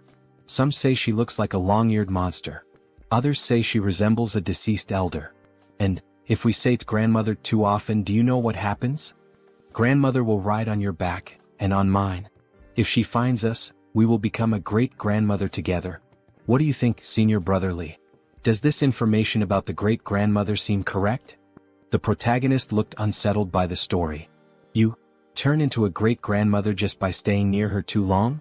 This world was so strange, filled with inexplicable things. No problem. This information about grandmother was definitely useful. Does anyone else have anything to share? Immediately hands shot up. I have a story. A young boy began to speak. Senior brother, I heard that some people skin children and wrap their bodies in dog hides, training them to act like dogs. Then they use these children, who understand human speech, to perform tricks on the streets. I don't want to hear these kinds of horror stories, the protagonist cut him off. He wanted information about the master, not disturbing tales. Brother, I know something about the fish-in-law. This man is Zhao Wu, the medicinal catalyst of Qingfeng Temple. I heard the elders at home talk about him. The fish-in-law not only looks strange, but it also only appears during floods. That really does sound strange. Alright, tell me about the fish-in-law. Senior, I also have a story. The medicinal catalyst of Qingfeng Temple, Shazi. I know Dao Dao. Alright, that's enough for today. I'll be back soon. You all just wait patiently for my news. News? The next day arrived. Early in the morning, Li Huowang was summoned to Dan Yongzi's room. I've more or less mastered the internal and external heavenly circulation technique. Now, tell me the ingredients used to refine the pills. Yes, master. Li Huowang approached the stone tablet and once again began to inspect it, trying to make his words sound as convincing as possible. Take 2 hearts of the mountain grandma and extract their essence. Master, what is this? Meanwhile, Dan Yongzi paced back and forth in his room, his face full of uncertainty. Is that so? Do I really need something this vile to become an immortal? Master, what is a mountain grandma? Ignore it. Keep reading. 1 companion fish. Take its gills and soak them in 100 grams of acidin. Li Huowang combined his own knowledge with Xiaowu's, carefully crafting an incredibly believable pill recipe. It had taken him the entire night to consolidate all the information. After he finished reading the fake pill's ingredients aloud, Dan Yongzi unexpectedly grew excited, muttering to himself. Once he compiled and analyzed the ingredients in his mind, he was stunned. Yes, that's right. Acedin is naturally cold, so it must be balanced with something of a hot property like a companion fish. This is incredible.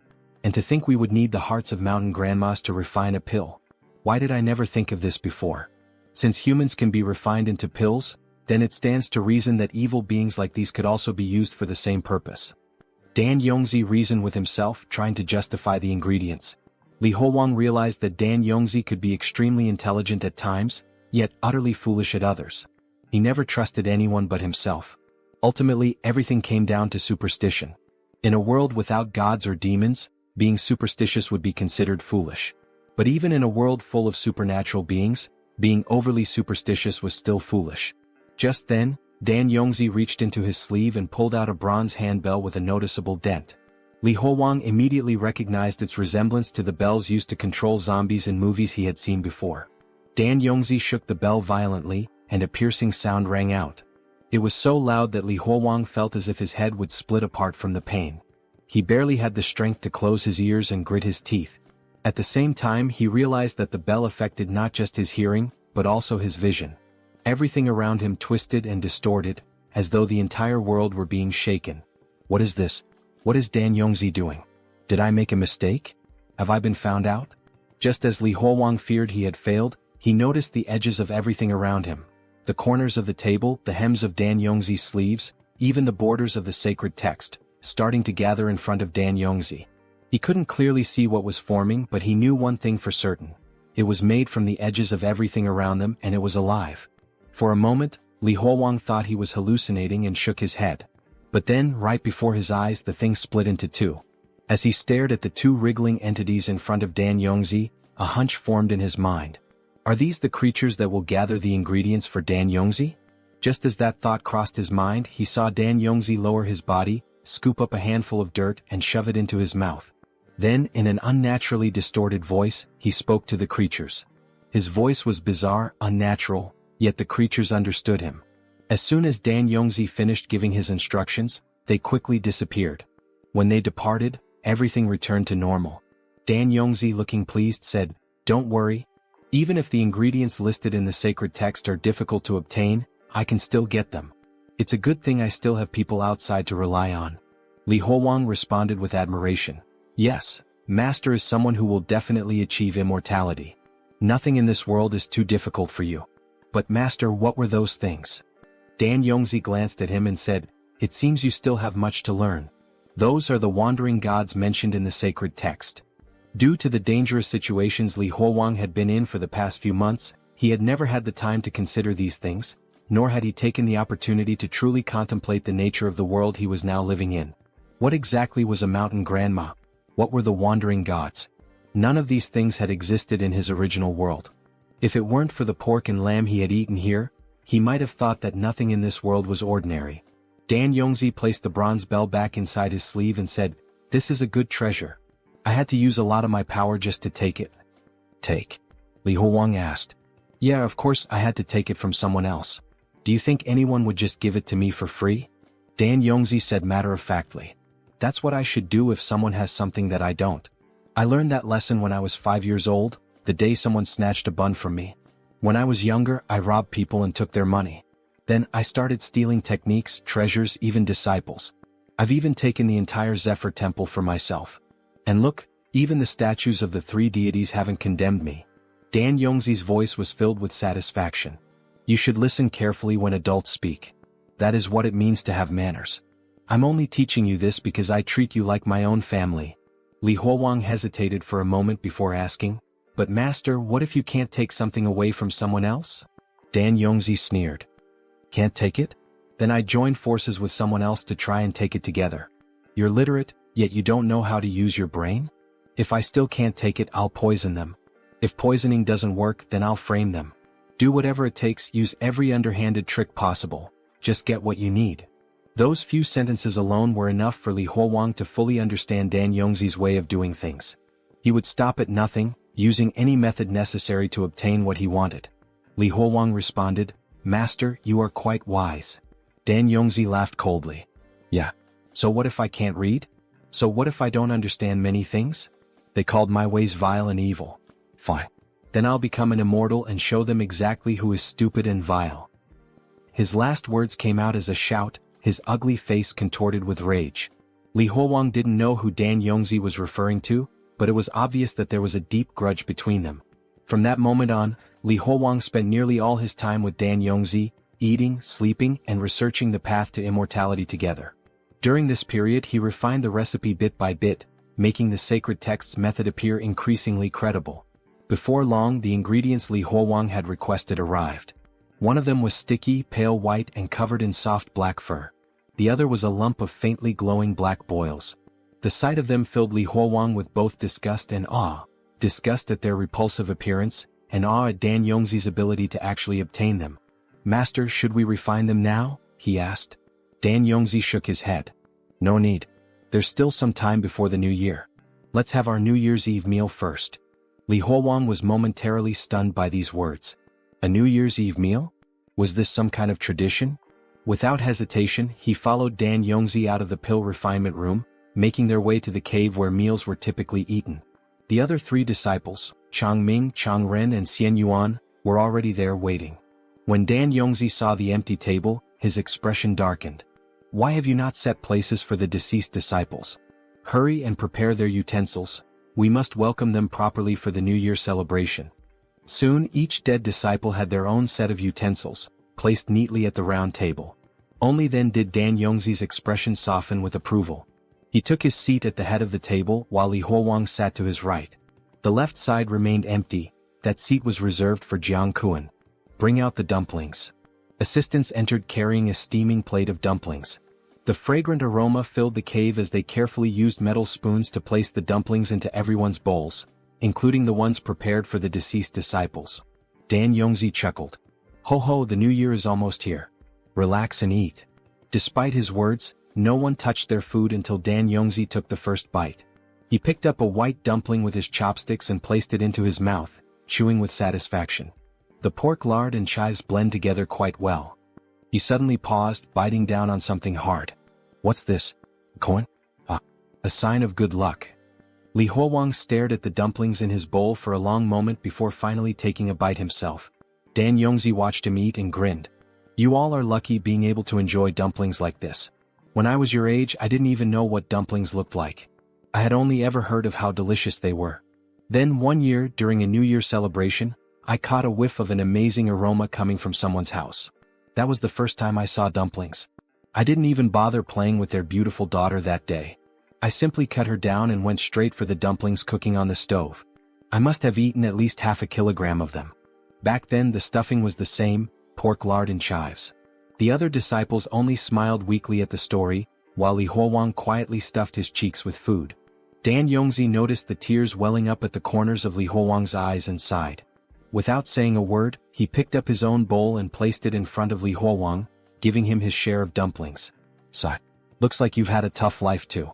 Eat slowly. Don't choke." The New Year's Eve dinner of 5 continued, the only sound in the cave being the clinking of bowls and chopsticks. Just when Li Huowang thought they would move on to refining pills, he saw Dan Yongzi pull out a stack of red envelopes from his sleeve, handing them out to each disciple, including the dead ones. "Come now, the new year is almost here. Place them under your pillows." Dan Yongzi sighed as he watched them take the envelopes. "When I was your age, I had no elders to give me red envelopes."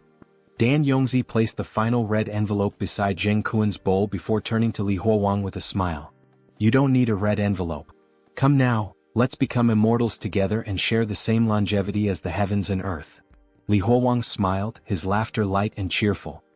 "As you wish, master. Let's head back to the pill room, start the furnace and refine the pills," Dan Yongzi instructed. "You will control the flames." "Yes, master." Then on the next day the pill refinement proceeded as smoothly as ever. But of course that scabby old man was naturally suspicious. He was dragging me along in his pursuit of immortality because he was worried that the recipe I had given him might be fake. Meanwhile, we watched as the master flawlessly inscribed the E symbols, bringing the refinement process to completion. But that was fine. He wasn't afraid. My dear disciple, you will take the pill first. Your master will protect you. Thank you, master. Both of them sat in meditation. Oh scabby old man, my dear master.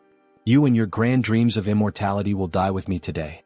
The disciple swallowed the pill as the master observed him closely, analyzing whether anything would happen. So much primordial spiritual energy, it was as if the apprentice was sinking into an endless sea of energy. Now he could see it. Now he could feel it. He understood. He was truly stepping onto the path of immortality. The protagonist put on a grand display, as though he were lost in an illusion. Upon hearing of immortality, the master was finally convinced and decided to take the pill himself. This ancient Taoist was ascending to immortality as well. Both remained motionless, seated in meditation, facing one another. However, moments later the protagonist began coughing up blood. So much blood. His stomach was tearing him apart. He collapsed to the ground, laughing. But none of that mattered. His duty had been fulfilled. Are you still hanging in there, scabby old man? This was just a technique I copied from Xianxia novels. You will never become an immortal. Black tentacles started writhing out of the master's body. The only thing you will become is a ghost, the protagonist sighed, holding a pill in his hand, the same red pill that made the body burn with heat and surge with immense strength. And then, after swallowing it, he smirked. Hey master, are you deaf? I'm talking to you. A temporary burst of power surged through him. His eyes burned with a psychotic gleam. Without hesitation, he delivered a devastating punch to the master, smashing his face against the ground. Those eyes, those are the eyes of a demon. The master's face was twisted and disfigured. He let out a furious scream. You will not stop my ascension. Get away from me. He was teetering on the edge of immortality. The ancestors were coming to take him, even as blood poured from his mouth. He had lost control. His obsession with immortality had driven him completely insane. The protagonist's stomach twisted in unbearable pain. I really regret not bringing a knife to end this properly. His vision blurred. The world around him twisted. He was hallucinating. No, he was back in an operating room as if he were in a hospital. A voice was calling out to him, but it was calling him by two names. Li Huowang. He looked up and saw Nana. Is she here because of me? Even if this is just an illusion, it's not so bad. Then he saw the doctor's face distort. The patient in bed 14 is losing consciousness. Preliminary diagnosis, food poisoning. Quickly, get the stomach pump for gastric lavage. Gastric lavage, my ass. This is a psychiatric hospital? Where the hell would you even get a stomach pump? The sound of medical equipment echoed, beep, beep, beep. If you're going to have hallucinations, at least make them logically consistent. Beep, beep, beep. Huowang. Li Huowang. He heard someone calling his name as he floated in a sea of blood. Hold on. You promised me. He opened his eyes, a fly landing on his face. Then suddenly his body convulsed and he started vomiting, purging everything foul inside him. He was still alive. How was that possible? Wait, if he was alive, then that meant Dan Yangzi was also alive. But when he turned around, what he saw was beyond insane. What the fuck? What the actual fuck am I looking at? 3 flowers gathered at the crown of the head, ascending to immortality? He saw his master, body completely disfigured, with angelic wings and multiple eyes. So this is how it feels, so this is what it is. So this is what it truly is. It turns out, this was the truth of the Tao cultivation. I understand it now. The cultivation of the Tao. I understand it now. He kept repeating the phrase over and over. But then, the monstrous structure that his master had become suddenly exploded, unleashing a gruesome rain of blood, scattering flesh and gore in all directions, leaving the protagonist completely drenched in red. Even he was stunned by the sheer amount of blood. But amidst the carnage, something caught his eye on the ground. A piece of the master's face. And then he started laughing hysterically. He. So it's official now. Li 2 is really dead, right? But, why wasn't the protagonist dead as well? Those hallucinations, what were they really? What was he supposed to do next? Before he could think, 2 figures appeared before him. Hey, what kind of demon are you? But, where is our master? Him?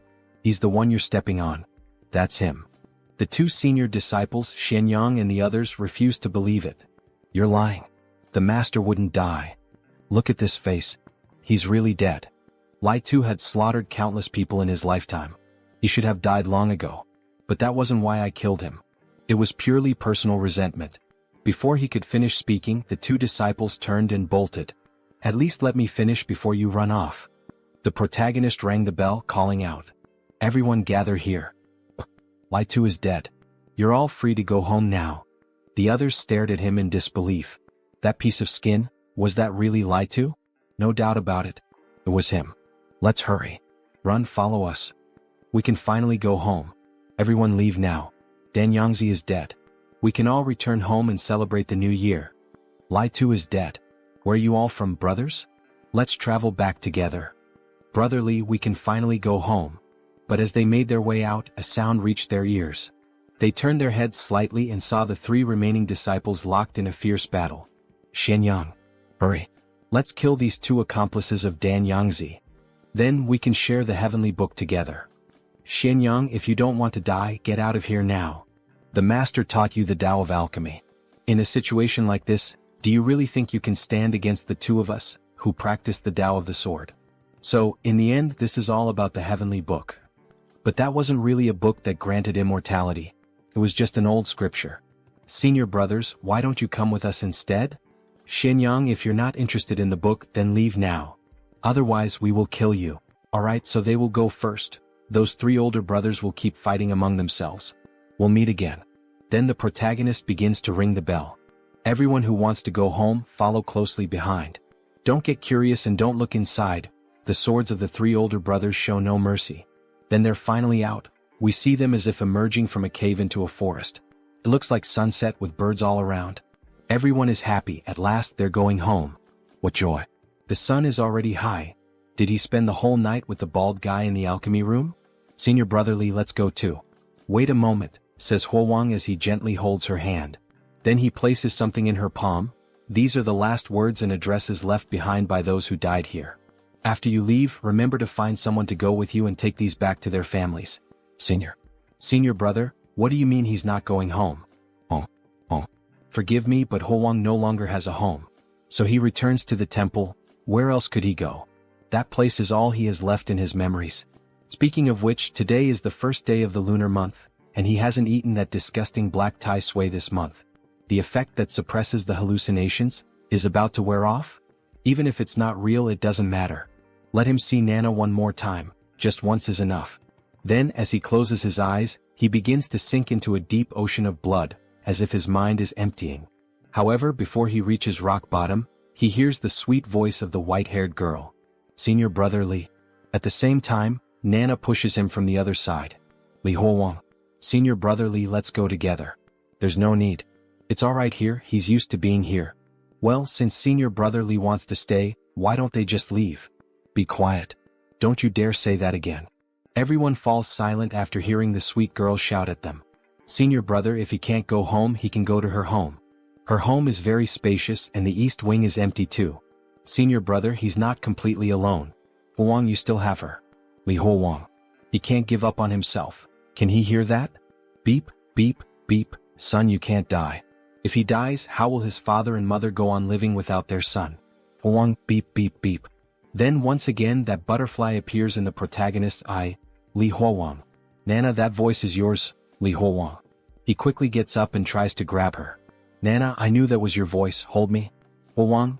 Promise me that no matter what he encounters, he will never give up. He has to live a good life, alright? Alright, Nana, I promise you. Senior brother Li, let's go. It's uncomfortable for her to stay in that position. Then he realizes that this whole time he has been speaking to her, and not to Nana. Or maybe she and Nana are the same person. Huowang doesn't know what to think anymore. Alright, here, take this back. None of us here can read it, so returning their last words is something he must do himself, senior brother Li. Wait, I can read it? But the other one places a hand over his mouth. Even if you could read it, it's better to pretend you can't right now. Can't you sense the atmosphere? Senior brother Li personally made a promise to them, so as a man of his word, he must honor their final words. Oh, alright, we'll start heading out now. First, gather all the food in this place so it doesn't run out on the road. Yes, senior brother Li. He still has one more thing to take care of. Strange, why can't he find that tai sui anywhere in the entire Qingfeng temple? Did it grow legs and run away? Without tai sui he can't keep his hysteria under control. The only place left is Leida's alchemy room. Damn it, how did it get out of the cave and end up here? Could it have appeared here because of the Danyangzi fragment? Wait, why is this Tai Sui shrinking? So its life is connected to Danyangzi's? Hey, stay with me. If it completely retracts, what is he supposed to do about his hysteria? Didn't you want the Danyangzi fragment? Then he picks up a chunk of flesh, organs scattered across the floor. He'll give it to it now. He stuffs it into the monster's mouth, but even after it consumes part of Danyangzi, the situation only gets worse. What the hell is going on? After devouring Danyangzi's remains, this Tai Sui is shrinking even more. No, he can't waste it, not even if it dies. Dried food, travel expenses, and a few spare sets of clothes. They should have taken everything useful from Qingfeng Temple. This should last them for a good while. She wonders how Senior Brother Li is doing. As she gets closer, she sees everyone gathered, murmuring something. So, this was the thing Senior Brother Li wanted to handle on his own? Damn it, if he had known it was this, he never would have followed his lead. Then he starts vomiting. God knows if this thing will end up eating them too on the road. Then we see the protagonist devouring the entire monster, all of its organs, like some wild animal desperate for meat and starving. Senior Brother Li, I finally found you. Forgive me for this disgraceful scene. This Tai Sui can suppress his hysteria. But for some reason, it keeps shrinking and looks like it's about to disappear. He had no other choice but to do this. She seems to understand the reason and chooses to ignore the whole situation. His clothes are filthy, Senior Brother. She brought him fresh, clean clothes. Is there anything else Senior Brother needs to take with him? Let's go.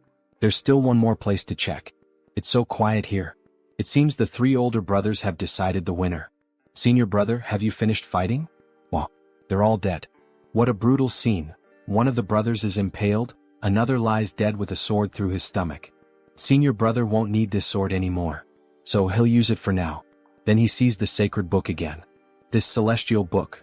If he leaves it here and it's discovered, he has no idea how many people it might harm again. So, with a swing of his sword, he tries to break the stone, but instead, the sword is the one that shatters. Duan, the sword breaks into pieces, but the celestial book remains intact. It seems this celestial book might be considered a treasure for now. So why not take it with him for the time being? If he can't handle it, he can always trade it at a pawn shop for some travel expenses. Senior Brother Changren, he has a sword here, he'll take that with him as well. Rest in peace. Senior Brother Li, are we about to move on? Let's go. Let's leave this godforsaken place behind. Before they leave, we see the mountain catching fire. Let everything here burn cleanly. What kind of people and events will he encounter in the future? Suddenly, he finds himself looking forward to them. Senior Brother Li, please slow down, her eyes hurt. She's crying, maybe it's because of her albinism? He then starts cutting a piece of cloth. Next time when the sun is high, you can use this fabric to cover your eyes. He ties it around, but she still can't see anything through it. That's alright, he'll hold her hand. Skinny child, is he done yet? Almost there, poot poot. Seriously, father, do you really have to rush me while I'm taking a crap? Lu family's troop youngest son Lu Xiaozai. Then he hears something in the forest. Who's there? Show yourself. Ha ha ha, so it's nothing. Maybe just his imagination. He probably misheard. But something behind him starts laughing. Then the scene changes, we see a carriage with people hiding inside it. Father, what are we going to do? Asks Lu family's troop eldest son Lu Jiren. Father, think of something, says Lu family's troop eldest daughter-in-law Lu Huowang. What could he possibly do in this situation? Lu family's troop leader Lu Zhuangyuan. In this situation, the only thing he can do is beg, Ghost Grandfather, please spare his family. Everyone in his family has a bitter fate. They're only here trying to make a living. Tell me, do I look more like a human or a god? This being, it's here to request a seal? We see the image of an entity dressed entirely in red, truly resembling a god, or at least something deeply sinister. The man is kneeling begging. He can't answer this question in desperation. If he answers it wrong, his entire family will disappear. You look like a god. However, something makes him change his mind. No, like a human. However, Li ends up stepping on a branch, making a noise. That's not right either? It shouldn't be. He told you, Senior Brother, of course we'd find someone following this pile of crap. After all, it's still warm. That's disgusting. You idiot, you knew it was something gross, but you still lowered your head and followed it. Are you planning to eat that? Shut up for a minute. Damn it, Senior Brother Li, look, what is that? There's a face on both sides but no back of the head. What even is that thing? Father, look behind us. What are those monsters doing again? But in reality it was just the group walking. Who the hell is that brat calling a monster? Is he looking for a fight? Everyone hold up here for a bit. More people coming to the show. What the hell are you? I'm a human being. Don't I look like one? You look like garbage. He then draws his sword. Who cares what the hell it is? Striking first is the best defense. Then he charges swiftly at the monster, throwing his sword with tremendous force. However, the monster dodges the attack with ease. If physical attacks are ineffective, then let's try this instead. He rings the cursed bell, causing the monster to become paralyzed. The father and child are stunned by what just happened. The monster begins to slowly disintegrate. The copper bell is effective. Then the monster starts to rupture, releasing a dark aura, until it finally vanishes without leaving a single trace behind. Master, thank you so much for your help. My humble family has nothing of real value, but yes, this is it. This cigarette clears the mind. It's a small tribute to show our gratitude. Thanks, old man, but he doesn't smoke. Do you know what we just encountered? Young Taoist, you don't know? That thing asking for a blessing. You're the one who drove it away, weren't you? Ichim, may I ask, sir, by any chance do you have a map of this area? We're not from around here and got a little lost in this forest. He doesn't have a map, but his family often travels through this region, so he knows all the roads here. Where are you heading, young Taoist? If we're going in the same direction, perhaps we could travel together. This Taoist seems to have real skills. That thing looked like it had latched onto us, so if we stay close, maybe this Taoist master can keep his family safe. However, our protagonist must first visit a few places. All of these brothers and sisters who accompany him were brought here by him. Therefore, he has the duty and the mission to return each one of them to their home. There are also some who will never be able to return home, whether because of abandonment, death, family problems, or other unresolved issues from before they were kidnapped. He has the moral and ethical responsibility to deliver each of these brothers back to their families, one by one. The old man becomes visibly shaken. However, he understands the situation. Young Taoist, take a look at what he drew. He used his pipe to sketch a rough map of the region on the ground. And so, where are we on this map you drew? The protagonist asks. Here on this spot of the map is Ho Shu. Below Ho Shu is Si Chi, and to the left of Si Chi is the kingdom of Nanping. We are currently on the road to Wuligang in this direction here. If they keep walking toward Wuligang, they will arrive near Janya town. If they continue walking toward Janya town, they will reach Shijing. Alright, I think I understand this map now. If you look closely, this world seems a bit like the 5 dynasties and 10 kingdoms period from the past. There is no unified country or central government here, is there? Alright, thank you for the explanation. However, sir, if he wants to go to the kingdom of Liang, which path should they follow? The old man looks surprised by the question. Young Taoist, is he really trying to go to the kingdom of Liang? That place is very far from here, and besides, that land is still at war with our kingdom of Nanping. This war has lasted for several years now, and it is a very dangerous place to visit at the moment. The old man would not recommend going there. Everyone is left with a look of sadness, especially the girl. Don't worry, says the protagonist. He will certainly take her back to her home, and then he offers her a piece of warm meat. Young Taoist, if he really wants to go to the kingdom of Liang, he will have to pass through the city of Janya. If that is the case, they can travel together for this small part of the journey. So, how about we form a team? Senior brother Li's family is in the city of Janya. There are also some postal services in Janya city, and if they have the means to offer some copper coins, they can send messages throughout the entire kingdom. By paying, they will be able to help find some of the families of their brothers. City of Janya? He thinks for a moment about the proposal under the moonlit night, with the wind blowing against their faces.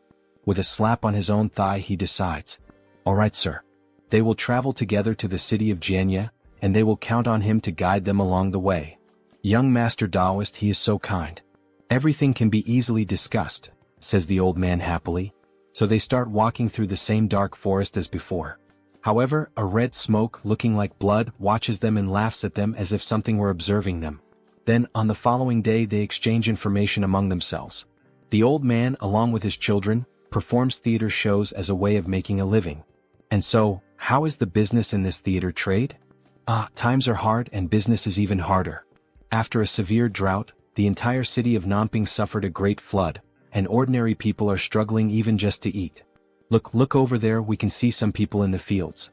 Then they both continue talking as they travel. The old man, smoking and riding on the donkey, explains the business situation in more detail.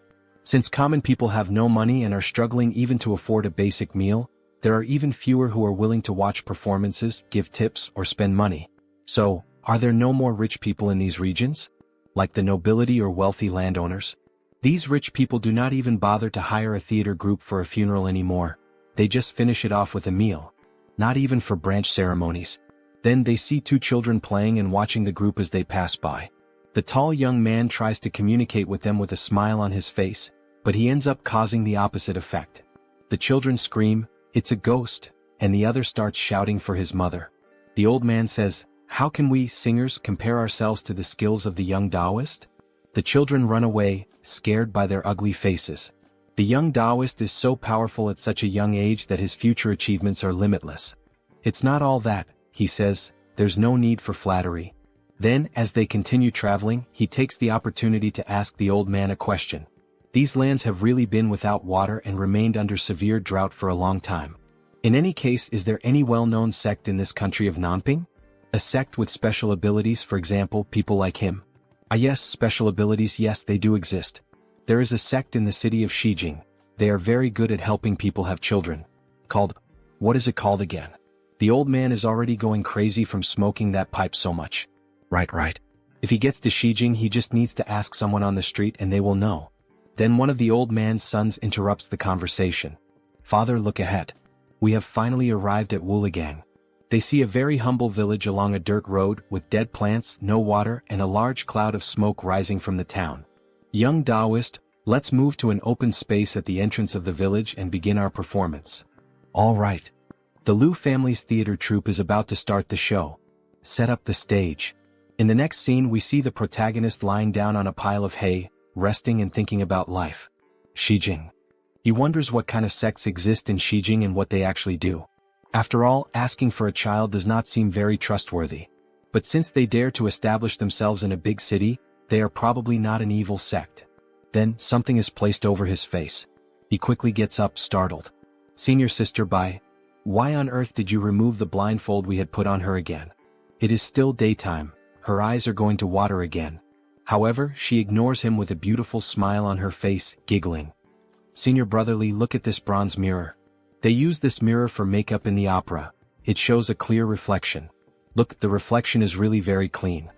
Then she points to the protagonist, showing him his reflection. But in desperation he shouts, "Hey, wait a second. Senior sister, back at the Qingfeng temple, did he really look like this? With this same face shape? Eyes, nose?"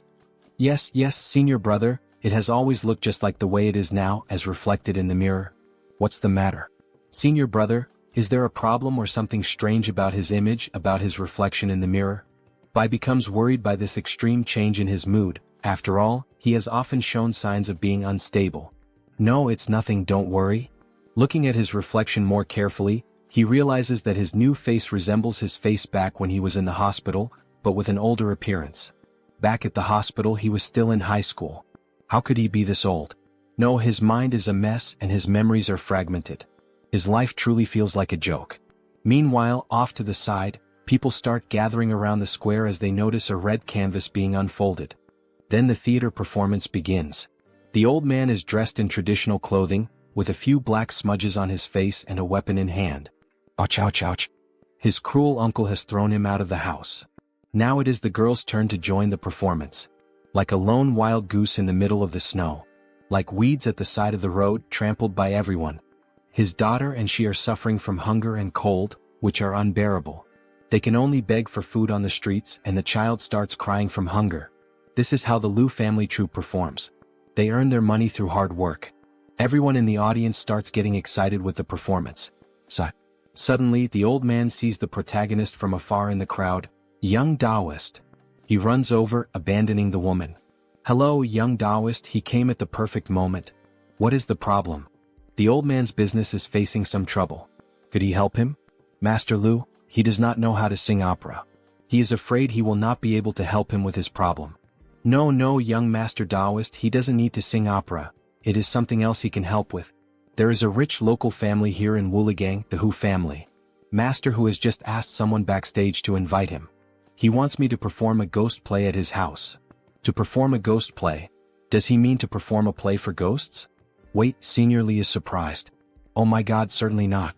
This so-called ghost opera is actually just performing a play in the ancestral hall, facing the ancestral tablets. It is nothing too serious. If it is only that, then what problems are there with this business? Why doesn't Master Lu handle it himself? Because, he then sighs before explaining, because this is also the first time he will be performing a ghost play and he feels a bit uneasy, he knows. So he would like to invite him, a Taoist master, to be there and help keep him calm. Master Lu, he apologizes, but this is something he cannot help with. He generally tries to avoid these kinds of things. There is no way he would go out of his way to get involved. In the next scene we see a bit more of the city with people moving through it. Then we see the protagonist talking to someone in an alley. Senior brother Li, we don't have much food left. Even if we eat in moderation it will only last 3 days. Is it because we have little money? She has a jade pendant that could be exchanged for money. She is worried about his innocence. Senior brother Li, there are no pawn shops in this village, so even if we wanted to exchange it for food, the villagers wouldn't have enough money. So that's how it is. However, their conversation is interrupted by the old man. Hey hello young Taoist, hi young Taoist. Master Lu, please reconsider the request made by this old man earlier. Master who is very generous with his payments. As for what the other side is offering for this deal. The old man excitedly proclaims the amount. 10 taels of silver. Master who is offering 10 taels of silver. If the young Taoist master accepts, each of us will receive 5 taels. Converted into copper coins, that's 5,000 copper coins, young Taoist master. Bai becomes interested and curious about the proposal made to Li. How much grain could this buy? It should be enough for us to travel for a good while. 60%. How about he keeps 60 and the old man takes 40? Young Taoist, he is begging you. It's not easy to make that much money these days. The protagonist hesitates, thinking about what to do. However, an unexpected doubt arises. Master Lu, is there a blacksmith in this village? He asks while holding the bell. What? A blacksmith shop? He will take the job, but first he needs to find a blacksmith and repair this bell because as you can see it's dented. Only after that will he be able to help. Then we hear the sound of a hammer striking hot iron. He starts to complain. Can't hammer, can't melt, so how can he fix this handbell? What kind of stinky problem is this? Blacksmith of Wuligang. So, any solution? He asks, shaking the bell. These days, one after the other. Only crazy people come here. Come here, damn it, give me a hand helping with this madness. Boy, are you using your strength? He's already using all his strength. They try to straighten the bell with a pair of tongs. However, young Taoist, this seems complicated. Both are exhausted from their futile efforts. Damn it. This is strange, what kind of copper is this thing made of? How is it so hard? It's just a damn bell, it should have been fixed by now. Young man, the old man remembers, the last time I took this treasure it was already dented. But that didn't stop me from using it. How about we head to the ancestral hall first? Master who must be getting impatient. The protagonist looks irritated and starts searching through his clothes. Then he finds a red pill, the one that makes the body warm and grants supernatural strength for a while. So there's no choice. I'll try to do this on my own. Hey kid, the two of us couldn't do it and you think you can just do it alone? Don't try to act like a smartass. Oh my god. Then he begins to see something incredible happening in front of him. A red aura spreads around the forge, making the place even warmer. This is truly amazing. We see the protagonist effortlessly straightening the bell by himself, power emanating from his eyes as he gains incredible strength. It seems the pills still work, especially in this world outside. The restoration is successful, and the bell is now in perfect condition. I told you not long ago that this young Taoist is incredibly powerful, right? Yes, that was truly amazing and there's no explanation for what just happened.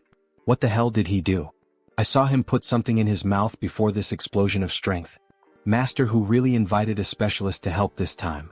After some time talking, the protagonist steps away from everyone and heads to a more secluded spot, near a river. He picks up the bell and before heading to the ancestral hall, he should test the bell first. It seems to be repaired. Next, he just needs to test it the same way the bald man did. First, strike the bell with a light force. As he strikes the bell, the water begins to move evenly. It worked, he can imitate what that damn bald man did. Little by little, a monster begins to form from the water. Success, even though only one old man was summoned. Still, it's not the same as that damn man who managed to summon 5 monsters at once. Alright, the next step is just like the bald man. Grab a handful of dirt and shove it into my mouth. Then he starts chewing the dirt near the river.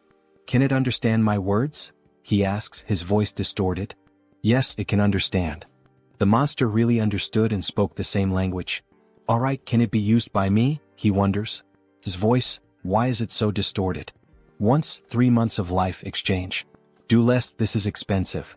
The fish monster responds in the same way, do less, this is expensive. So, commanding his master once actually costs 3 months of life, and there's no room for bargaining. Dissipate. It seems that he will have to use it sparingly in the future. That damn bald man was able to use those monsters because he had many years of life due to the pills. Then, finally, night arrived with a beautiful moonlight. The ancestral hall of the Hu family. Many people have already gathered in front to enjoy the show. Ah, young Taoist, you've finally arrived at the location. Come this way, I'll take you to the main hall. And then, how are the preparations? Everything's ready?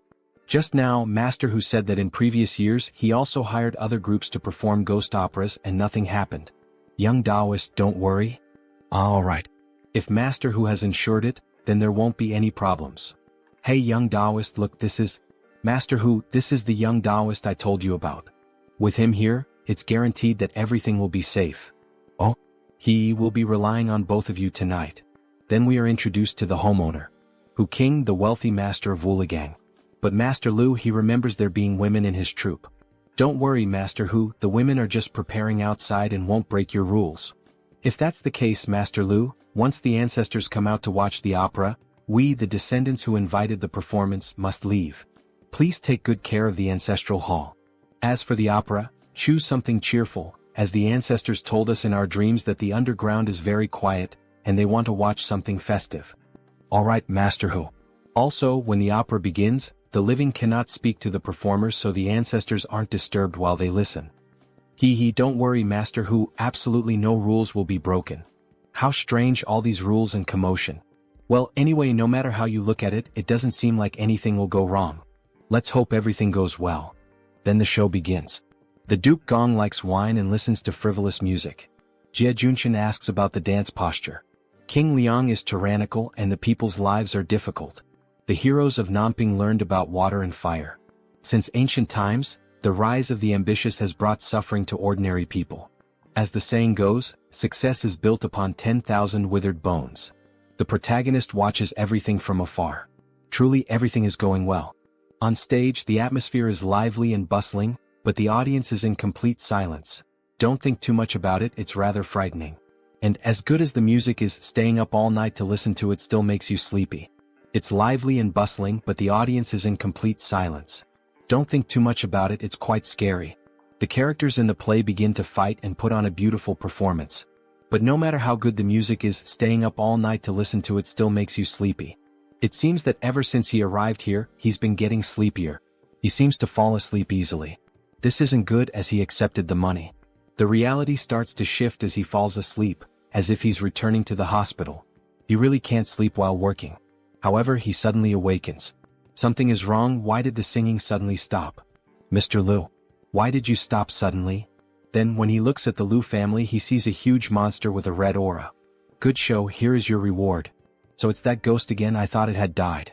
He then makes copper coins rain down, as if he were truly a deity, even the moon turns red. A show of flying coins. However, Master Lu's daughter is terrified, almost unable to breathe. Yet, her father places his hand over her mouth, saying nothing, just stay quiet. Then the monster approaches her. Well done, that was a nice show, scaring her even more. Look here, your reward. And again he makes more and more copper coins appear. This ghost is truly rich.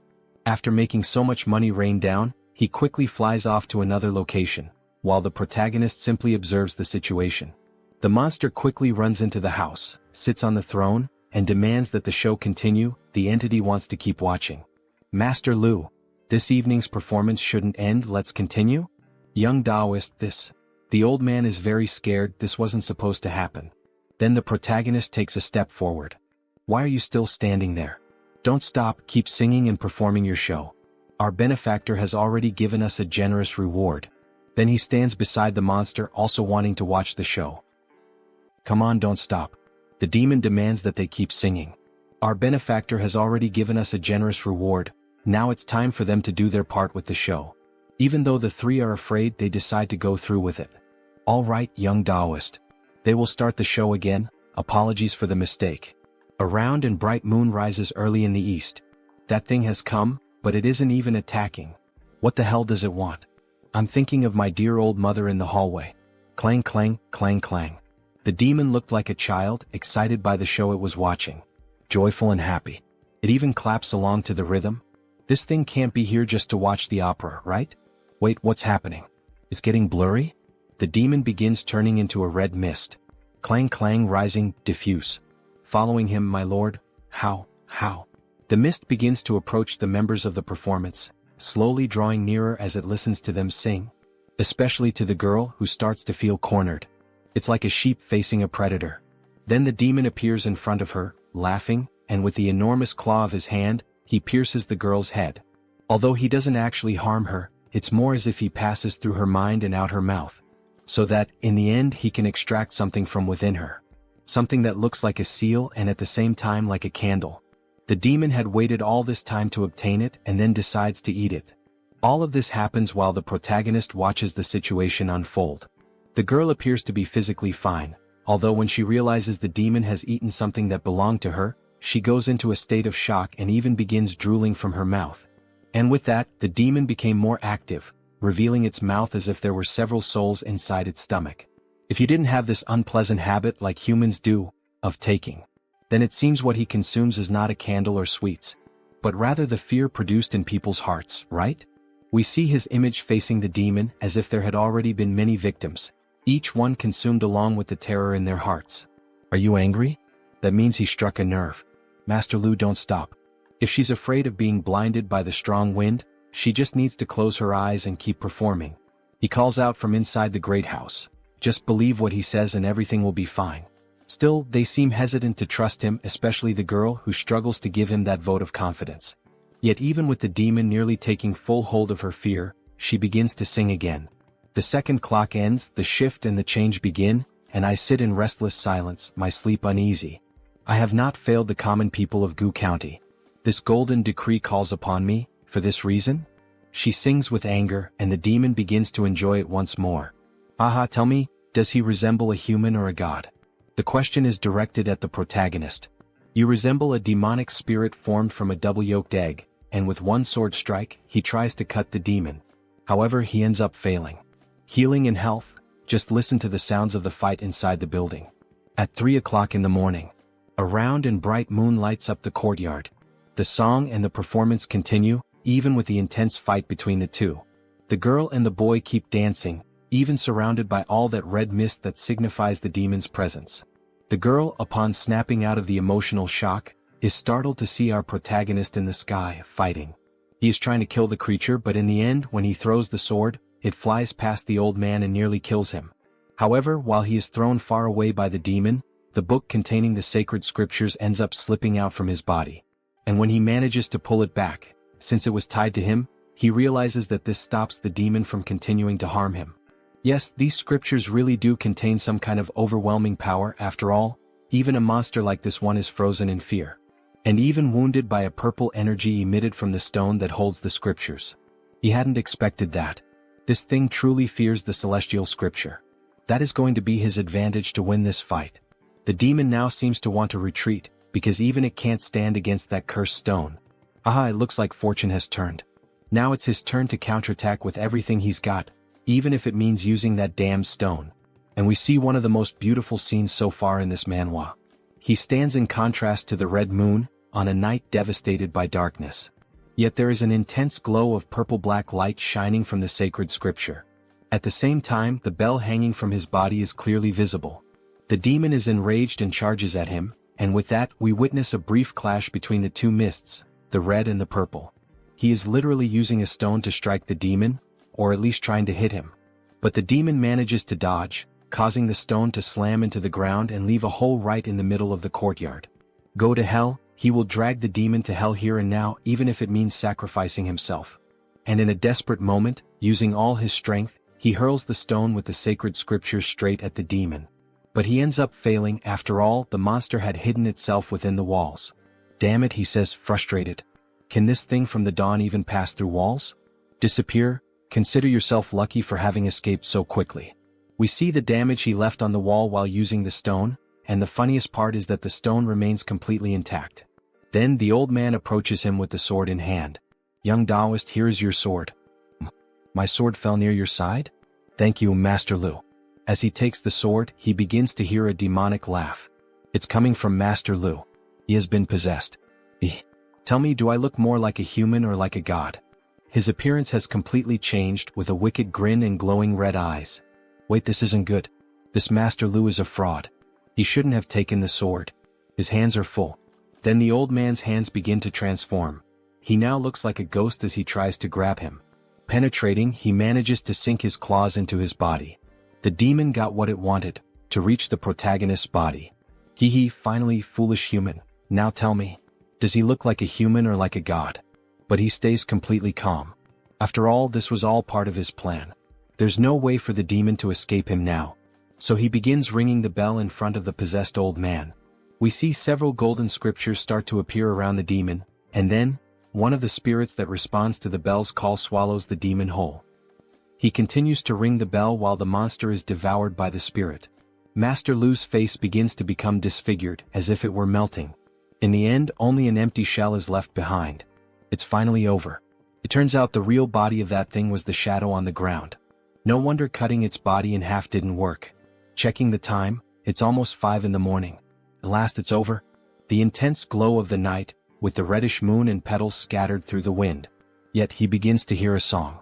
The God of Joy sings. The God of Joy smiles. Well-dressed and courteous. Kind and warm. What the hell? This demon still isn't dead. He then rings the bell faster, causing the spirit to devour once again the small remnant left of the demon. However, this time 2 of them appear. The God of Joy dances. The God of Joy enjoys himself. The ink on the red paper is fresh. The God of Joy is angry. The God of Joy is sad. The skull lanterns shine bright like the sea. And more demons begin to appear, each with a different shape. What the hell is this cursed thing? The God of Joy is hungry. The God of Joy is starving. In the left hand are the heart and the liver. In the right hand are the intestines. Is this ever going to end? The protagonist sees a sea of corpses, as if he were witnessing the very vision of hell. The village chief has come to welcome the God of Joy. Then the entire mansion becomes engulfed by demonic power. He has fallen into a trap. We see him as if bound by several spiritual ropes wrapped around his body. Welcome. And his face is beginning to become distorted. No, he must not think of that name.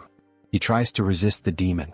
But something is happening before his eyes. He cannot quite understand what it is. He is trying to pierce his way out of the heavens. He can no longer keep watching. Trembling, he shuts his eyes. Then, a hand begins to emerge at his side. What the hell is this? Where did that hand come from? The hand grabs hold of all the evil and finally manages to shatter the illusion that had been cast until now. Finally, the protagonist begins to see the sun. And suddenly, he realizes that he had been in the chair the whole time. Phew, he was saved. With that hand now, he managed to hold on until dawn. That hand, whose hand was it? He stands up. It shouldn't be the Lu family troupe. The sound of their performance has not stopped since then. Then some of the elder stones from that house begin to move. Wait, was it you who helped him? Then they start to fall. Even if it wasn't you, there's no need for such a strong reaction. However, the hand appears again, touching his shoulder, calling him child, just like his old master used to. Then, on the next day as the sun was rising. Excellent, excellent. The ancestors are very pleased with this offering. The incense and candles on the table were completely burned out, such an auspicious sign. Son of Hu King, Laji Hu Jiang. The plump man who arranged the performance.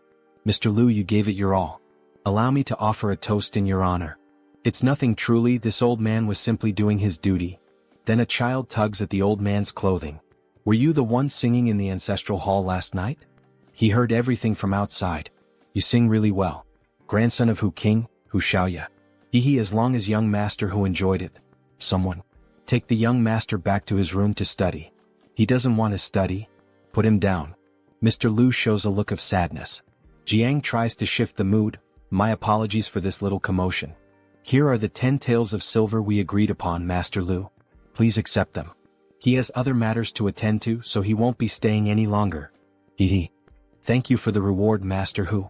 Then they finally finish their conversation and Lu's children speak to him. They finally finish talking. She wants to eat caramelized pork belly and roasted chicken. So while she runs off to get the food, Lu removes the dish from the table. Come over here, young one. Young Taoist, please eat first. What to eat? You all go ahead and eat first, don't worry about me. The Hu family had prepared truly rich and hearty dishes. It would be a shame if the young Taoist didn't try them. No rush to eat, Master Lu. Last night you saw those memorial altars all collapse at once, didn't you? How would he know about that? She was singing on stage with her eyes closed the entire time. Is that so? The sound from last night, although very faint, was definitely unmistakable. That was the bald man's voice. No matter what world he's in, only that man would call him boy. But these collapsed ancestral altars and the vanished god of joy, none of it makes any sense. Could it be the 3 flowers gathered at the crown of his head? Could he have truly become an immortal? Ascended to immortality? No. The cultivation method and the elixir were things he invented himself. There's no way he could have become an immortal. Then what exactly is he now? Young Taoist, what are you thinking about? Now we're all one family, if you have any concerns just ask. Whether it's true or not, all he can do now is head to the city of Shijing first, and then find the Jingde gate that Scholar Lu mentioned. If Danyangzi really did become an immortal, maybe he'll find something out over there. He's fine, he's just not feeling very hungry. You can go ahead and eat first. Young Taoist, wait. Take some of these dishes with you.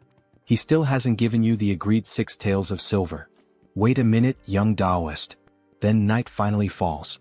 Everyone gathers and lights a huge bonfire under the starry sky. As they prepare food and chat, the 2 of them are up in a very tall tree. Senior Brother Li, where did all this delicious food come from? Last night, did something happen? Then he begins telling her everything that happened. The Hu family's performance, demons appearing during the play, and the strangest part, hearing the voice of the old master. Last night. Well, that's more or less how it all went. We see that the moon is shining brightly tonight. Senior Brother Li, she's truly sorry it was them, useless as we are, who dragged you into this. If it weren't for us, you wouldn't have had to go through so much. This has nothing to do with you. Since that thing was able to reach the ancestral hall of the Hu family, it means it had already set its sights on us long ago. Even if the events of last night hadn't happened, we would have ended up crossing paths sooner or later anyway. And of course, a memory comes of when she saved him. It's truly hard to say who will be the burden in the future. Then he finally takes the initiative and holds her hand. However, reflexively, she pulls her hand away, her face completely red. She finally gathers the courage, takes the initiative, and grabs his hand. At last, our couple takes their first steps toward happiness. The 2 stay close together in that tree under the moonlight. The next day, everyone starts walking again. Little Lord Taoist, Wuligang isn't far from the city of Jianya. At our pace, it should take about 4 or 5 days to get there. City of Jianya, huh? He remembers that Azoa Wu's home is in Jianya. How are you feeling, Zhao Wu? Happy to be going back home? Oh. What's the point of someone useless like him going back home? He can't lift anything with his hands, can't carry anything on his shoulders. He'd just be another useless mouth to feed, taking up space. Everyone feels sad upon hearing Zhao's words. After all, even though some of them could still use their hands, many had no home or family to return to. They had literally been imprisoned their entire lives by a madman chasing immortality. Who said Zhao Wu is useless? Since we've got free time while walking, he's going to teach you alchemy. You won't need to do any physical labor and can calmly focus on learning something new. Try to remember as much as you can. If nothing else works out, you can still become a traveling doctor and won't go hungry. Alchemy. But how would he even have the means to practice it? Right. Senior Brother Li, he doesn't want to learn alchemy. Would you be willing to teach me how to read instead? He wants to learn how to write and read. Everyone is surprised and also wants to learn how to read. You all want to learn too? Yes. Why does everyone get so excited just at the mention of reading? Little Lord Taoist, do you know how to read too? He knows a little. Why? Do you want to learn as well? Can he learn too? Why not? Everyone who wants to learn can learn. Since all of you want to learn to read, then he's going to start teaching right now. Then the old man comes running back. Father? Why are you here? Weren't you up front with Taoist Li? Shut your mouth. The girl is surprised by her father's reaction. Manhwa, grab all of our dried meat. Okay, let me look. This is all the dried meat we have left, father. Why so little meat? She wanted to save more, but you didn't give her much money. We did earn something from that performance, but most of it went to that Taoist. It was our family that did everything alone. Hey, talk less. You know father doesn't like it when we question his decisions. Father, are we going to eat dried meat tonight? This is my offering prepared for the tribute. Judging by the looks on your faces, even if he explained it, you wouldn't understand. Boy, come with me. When you meet the little Lord Taoist later, do exactly as he tells you. What are we going to do, Father? Don't worry about that. The little Lord Taoist is a noble figure. This is for your own good. As long as you follow him, you won't need to perform anymore. Father, he doesn't want me to perform anymore?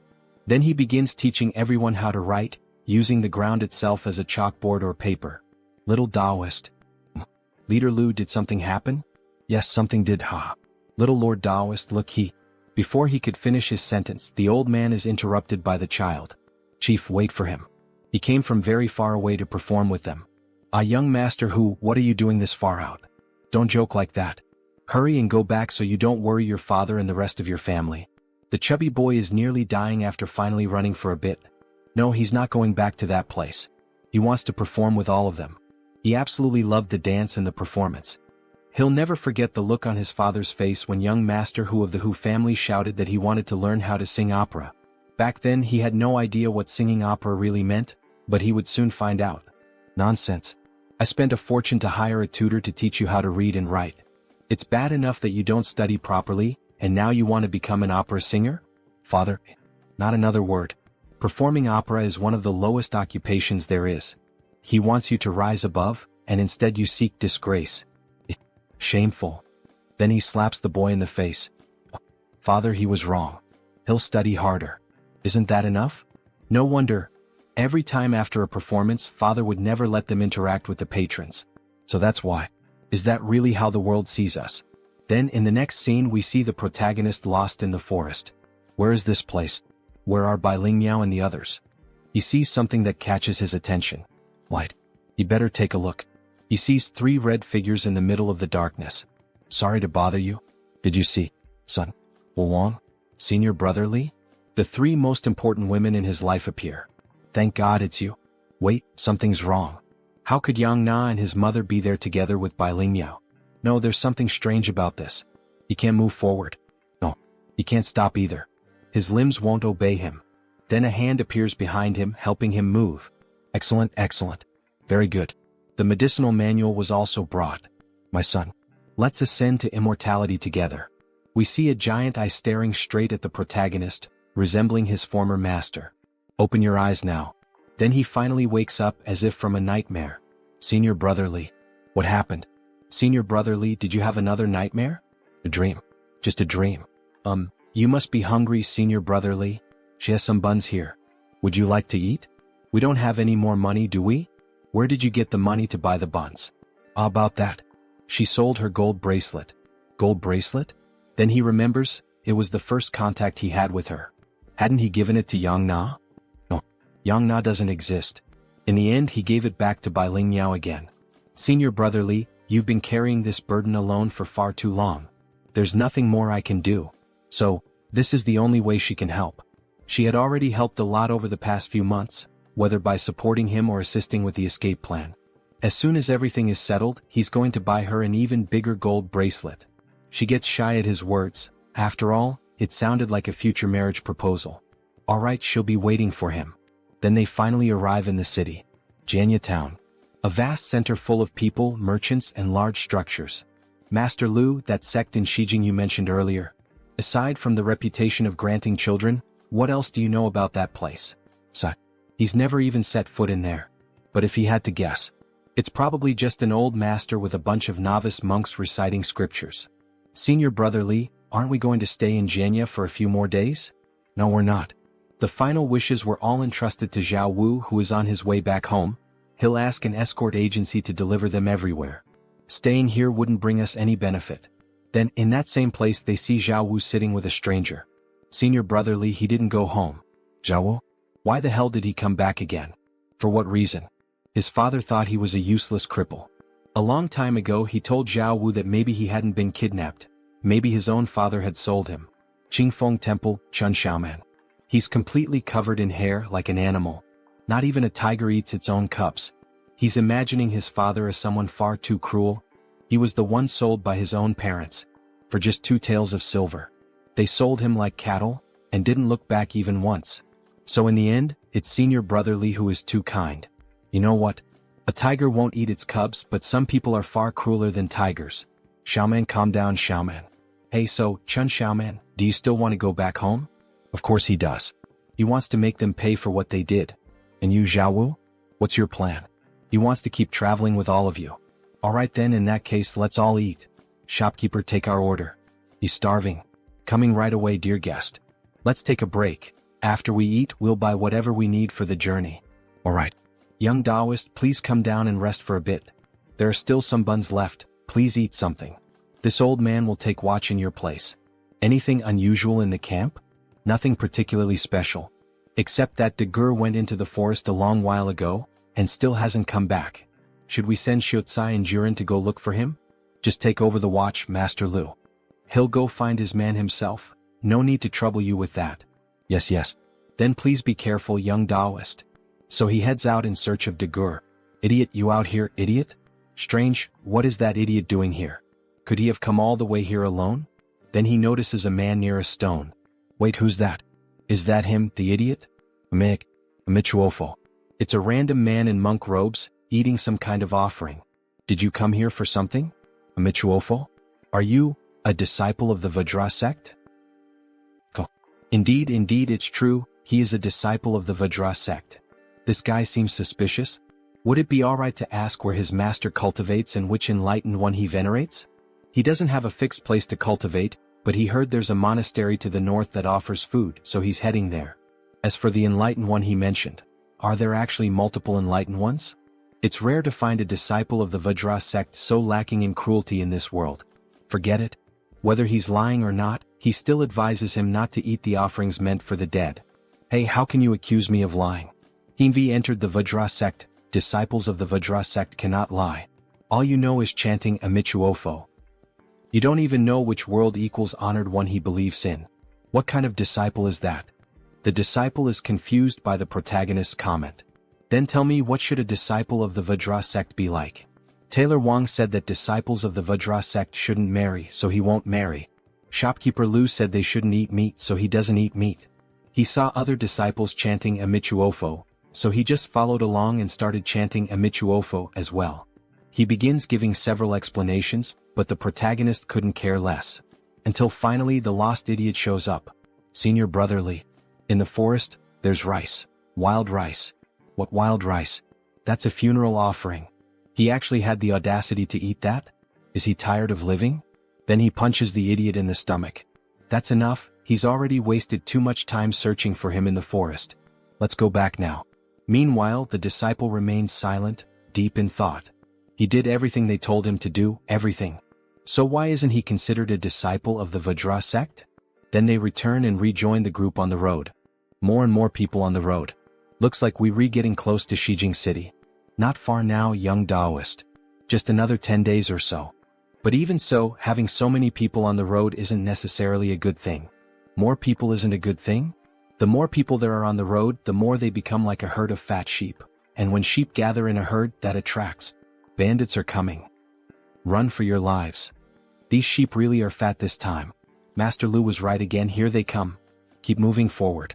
However, when he looks back, young Taoist, we'll wait for you in that forest over there. We're going ahead. The old man was already out in front, running for his life. Damn it, don't let those sheep into the forest. We can't fight properly on horseback in there. Kill them all right here on the road. Then the bandit leader begins slaughtering all the civilians along the roadside. We see an old woman trying to run for her life, but of course being elderly she's quite slow and ends up falling behind. Haha, running at that speed? So slow? Are you in a hurry to die? Do you have any last wishes? Before he could cut the old woman in two, the disciple leaps in to save her. Though he ends up getting injured in the process. Yo, still have the nerve to save people? Old monk, you really aren't afraid to die. Amichuofo. Old Tang, the man who paints New Year's prints, once said, saving a life as a disciple of the Vajra sect is worth more than building a pagoda. Very well then. Since the old monk is so determined, he'll kill you first, then the old woman you saved, and then stack your heads into a tower just for fun. However, before he could kill the two of them, the bandit leader heard screams. There's something strange about this Taoist. Wait a second. No, don't come any closer. And just when he least expects it, our protagonist charges at him with full force. The bandit leader tries to defend himself with his sword. Damn it, this Taoist strength, it's not normal. Then, ignoring the sword completely, the protagonist breaks through it, cleaving the bandit's body clean in half. The other bandits, seeing such brutal violence, especially done to their leader, are stricken with fear. The chief is dead. This guy's too strange, fall back brothers. That Taoist might be from the Department of Celestial Observation. Though he managed to defend and kill the bandits, our protagonist's expression remains sorrowful. This world is still so full of sorrow even outside the cave. Then we see a heartbreaking scene, a little girl crying while her father and mother lay dead on the ground. The disciple begins to pray in a strange language and ends his prayer by saying, Amichuofo, standing atop a sea of blood from all the corpses nearby. Perhaps word had spread because of those fleeing bandits. We didn't encounter any more trouble on the way to Shijing. Except for that old beggar who claimed to be a disciple of the Void sect. Living off wild vegetables and the occasional steamed bun we gave him, he followed us the entire way.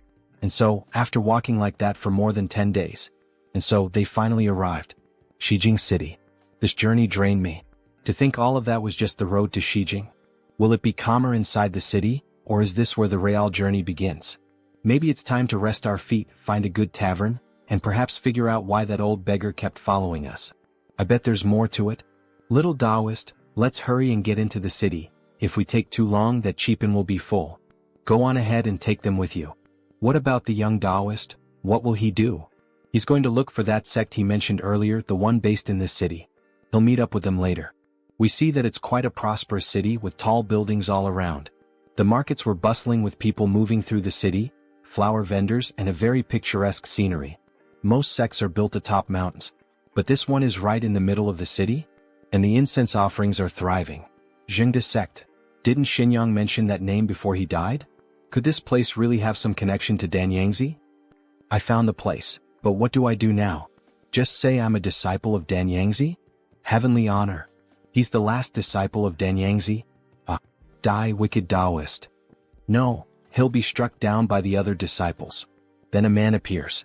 This benefactor? Amichuofo. He is Jian Dun, emerging from within the temple, a disciple of Zhengde. Master, it's an honor to meet someone of your standing. He is called Li Huowang. A Taoist disciple like you wouldn't have come all this way just to light incense and pay respects to the world-honored one, would you? Please come this way. They then sat down and began to talk. Please, benefactor. Accept this humble cup of tea. As expected of a disciple of the Zhengde sect. He truly seems like someone with a pure heart and free of desires. Chubby and bald as he serves the tea, he almost resembles the Buddha himself. Well then, how should he begin explaining the whole story? So he starts recounting everything that happened, from the human experiments, the pursuit of immortality, the deaths, and even Danyangzi's own death. Danyangzi is dead. Upon hearing these words, the calm disciple was taken aback and accidentally crushed the teacup in his hand. So the Zhengde sect really did have ties with Danyangzi? That old bull-nosed Taoist is truly dead. This matter is of great importance. Please, benefactor, tell us everything in detail. And so, after long hours of conversation, they finally finished. That's more or less how it happened. Grandmaster. In light of such circumstances, could it be that Danyangzi truly managed to become immortal? Or perhaps, he transformed into something else? Did you really hear Danyangzi speak into your ear? Absolutely true. It definitely wasn't an illusion because there was also something strange about the God of Joy. Benefactor Xianyang, he cannot make a decision on this matter alone. Please allow him to report this to the sect leader. He must trouble you to wait here for a moment. Although Jian Dun didn't say anything directly, his demeanor revealed something. As expected, the matter of Danyangzi is far from over. This is the inner hall of the Zhengde sect. The sect leader is just ahead. The leader wishes to meet with Benefactor Xianyang personally to discuss this matter. These are images of the central Vajra realm, of the world-honored one, the Tathagata. And he senses a strange smell. In the realm of accumulated fragrances of the east, the world-honored one imperturbable. In the realm of joy of the south, the world-honored one born of jewel. In the realm of bliss of the west, the world-honored one Amitba. In the lotus realm of the north, the world-honored one accomplished. Together they are known as the 5 Tathagatas of wisdom. Amichuofo. This is Master Xinhui, leader of the Zhengde sect. Greetings. Greetings, sect leader. I am Xianyang. May I dare to ask, do you know what Danyangzi has become? Benefactor, what matters is not what he is, but what you believe he is. Tiske. This sect leader is speaking in riddles again. So Danyangzi really did ascend to immortality? Michuofo. If you believe he became immortal, then he became immortal. Danyangzi's karmic thread was planted in you at that very moment. He feels as if that old man is still inside him somehow. Wait, don't panic. Maybe it's not what you think. Sect leader, did the Jingda sect have some old grudges against Danyangzi? Correct. He went around abducting and killing, throwing the world into chaos. We dispatched disciples to apprehend him, but he escaped time and time again. Regardless of what Danyangzi has become now. Since he remains our adversary, leaving him in a state of limbo is not a solution. Sect leader, do you have any means to resolve Danyangzi once and for all? The leader thinks deeply before answering. Come closer, he needs to view it from another perspective.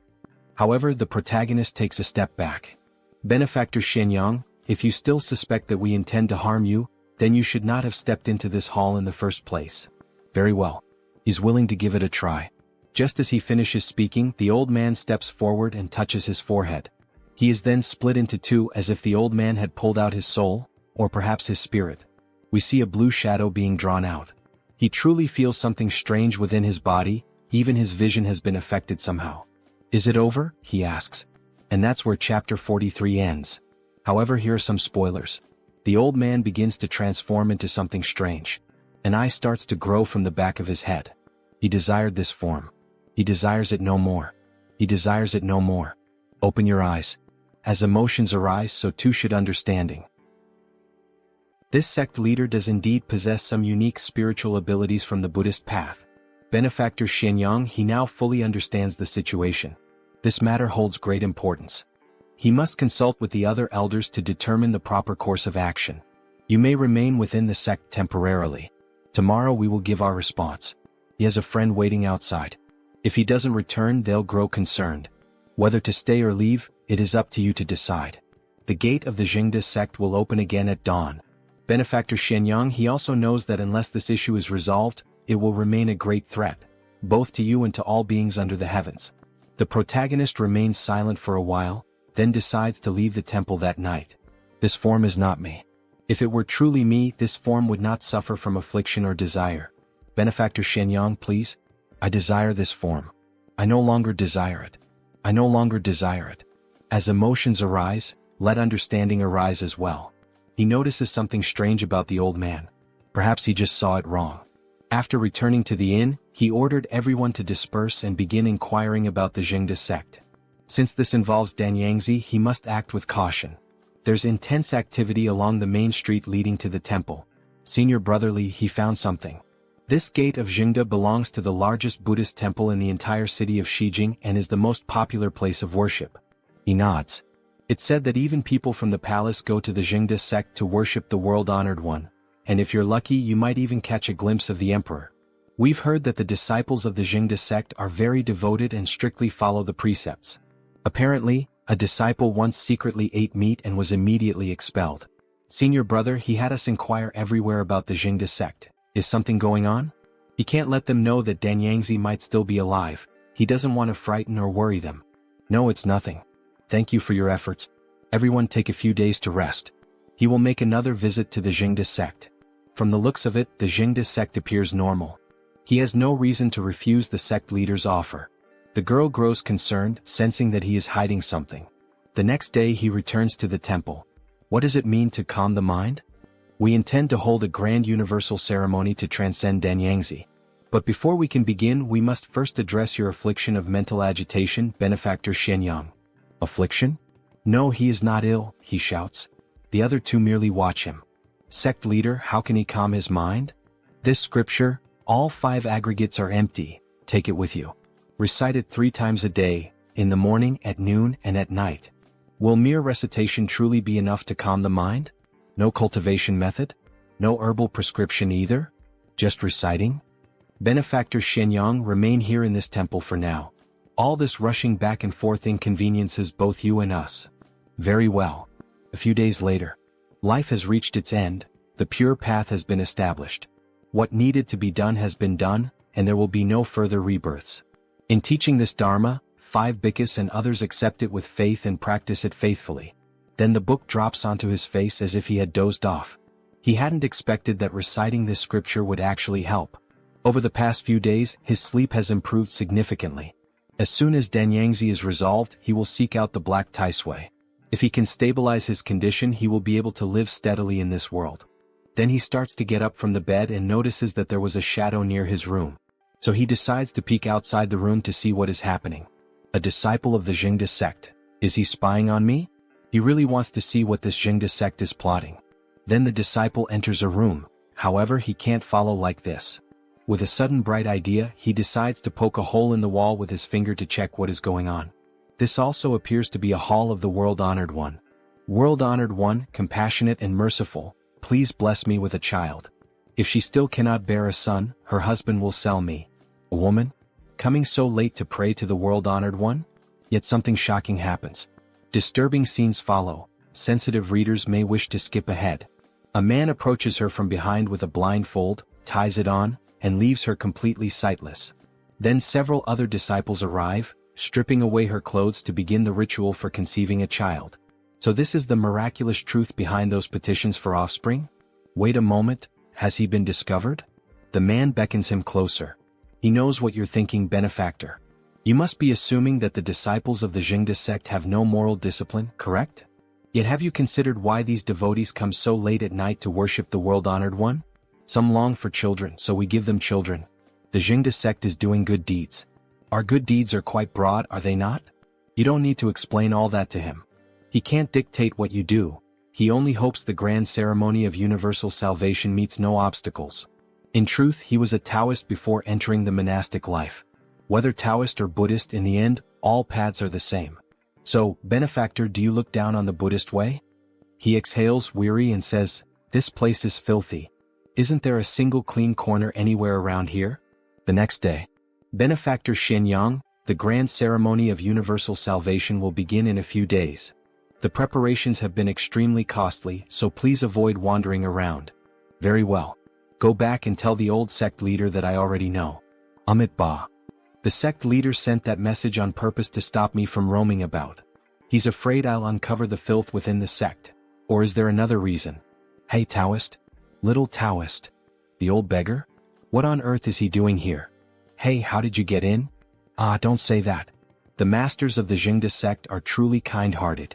They saw I was a poor soul and let me stay in the sect doing odd jobs. This old beggar doesn't seem to understand anything. Why would the Jingda sect take him in? Could it be, they really are kind-hearted? How are things for you here? Actually, not bad at all. He eats until he's full every day and keeps himself warm. It's just that, he can't perform good deeds anymore, and that makes him a bit uneasy. Don't overthink it, just be happy you're not going hungry. Maybe he really is overthinking. Come here, little Taoist. He'll take you to see where he works. It's a huge place. Then he grabs the protagonist's hand and drags him along. Hey, wait. The sun is too strong today, let's go another day. What the hell is this? His strength is unbelievable. While being pulled, he feels as if his body is sinking into the earth, as though something is tugging at his very soul. Come on. You won't regret it after seeing it. There's all kinds of interesting stuff. Weird, what just happened to him? Little Taoist, it's right there in that temple. Several statues are being carved by other disciples. Is this where you work? The environment isn't the best. That's right. He's responsible for moving the broken stones and even helped build some of these stone statues. So many statues. The Jingda sect can't possibly need this many. They're probably selling them to devotees to make money. That's not all. There's more up ahead. Taoist, look in here. He summons great strength to push the door open, and a cloud of steam rolls out. The protagonist starts to sweat. Squirming. He hears that whispered phrase, and when he looks ahead, he sees a mass of red living tissue, cells clustered together with eyes and a mouth, something hideously bizarre, almost beyond description. Beside it, or perhaps forming part of its body, are figures, people, writhing and moaning in pain. All of them are shifting around the room, circling the pillar. What is happening? Look, Taoist. Lift your head. What a gigantic statue of the Buddha. He jerked his hand free of the beggar and stepped back. Hey Taoist, don't leave. You finally got here. Why the rush? This place is dull. I'm heading back. That old fox is lying. He said the grand ceremony of universal salvation was near, so I couldn't wander around. Clearly, they just didn't want me to expose their illusions. The Zhengde sect is nothing but a den of evil. As he runs all those statues and laborers, truthfully they look like demons and slaves. Is that thing alive? I don't know and I don't want to find out. He dashes out of the temple. He has to escape this cursed place as quickly as possible. Amitabha. One of the disciples sees the protagonist running. Benefactor, your heart is unsettled. Zhengde sect Jianwei. Surrounded from both sides. He cannot escape, he will have to fight his way out. Then he quickly draws his sword and strikes the disciple with a tentacle-shaped head. He is cut in half easily, which even startles the protagonist. He is already dead? So easy? These monsters, why did they simply stop? Then tremors begin to shake the nearby buildings. Xianyang stays alert to what is happening. The buildings start to collapse and from them emerges a huge red monster, possibly made of blood or the remains of people. The protagonist does not even come close to the colossal size of the enemy. This thing. There is no way he can deal with it. He has to escape from the Zhengde sect. They cannot let the people of Xijing City see the true face of the world-honored one. The monster begins to chase him. He runs and moves between the walls and rocks, falling in the air, looking like some kind of Spider-Man. When he looks down, he sees the sect leader. That is sect leader Xinhui. Don't try to stop me. He starts reciting meaningless words. No form, sound, scent, taste, touch, or thought. No eyes, ears, nose, tongue, body, or mind. When Xianyang finally reaches the ground, he realizes that his sword has disappeared. How the hell did he do that? Benefactor Xianyang, your 6 senses are tainted, your 5 aggregates are not yet empty. It is best that you refrain from using weapons. Found him. He's here. That's him. Dawn Taoist, don't let him escape. Silence. They are members of the sect, why such panic and disorder? Sect leader. It's not that we wish to panic, but this Taoist disciple suddenly attacked senior brother Jianwei. We came to demand an explanation. Then the old man seems irritated. Benefactor Xianyang. Why did you attack one of our disciples? Did he mistreat you? Sect leader Xinhui, there is no need to pretend any longer. He saw everything clearly inside the hall just a moment ago. Then he would like to ask you, Benefactor Xianyang, what exactly did you see? This. Wait a moment. When did that massive flesh monster disappear? What is going on here? Benefactor Xianyang, did you say that these statues and disciples turned into black sludge monsters and chased you? You cut this piece off with your own hands, why don't you examine it? It really just feels like ordinary stone. Touch. Benefactor Xianyang, let us continue. Was it here that you just saw those filthy things? This is impossible. It wasn't like this just now. It is just a huge golden statue. He saw it clearly just a moment ago. How could it be fake? Benefactor. You must be more aware of your own illness than we outsiders. Impossible. Is this all the time that the black Tai Sui he ate can buy me? The other curious disciples watch from afar. After all this, it turns out he is just a madman. We should ask him to leave quickly. What if he goes mad like this again? Alas. It is not a major issue for the benefactor to trouble our disciples, but it would be bad if he came here to disturb the world-honored one. Let us end this with you offering a stick of incense to the world-honored one. However, the protagonist seems a little hesitant. Benefactor, what is he hesitating for? He decides to take the sticks of incense and offer them to the world-honored one. However, he knows this is a lie. The world-honored one seems fake.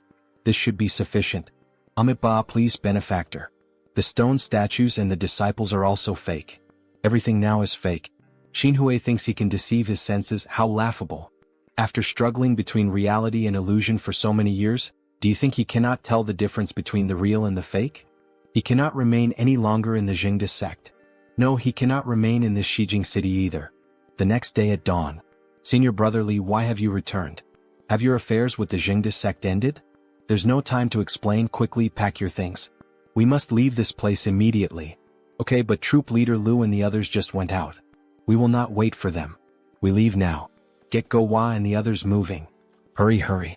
Senior brother, where are we going? We are leaving the city now. Then we see the sect leader sitting in the main hall.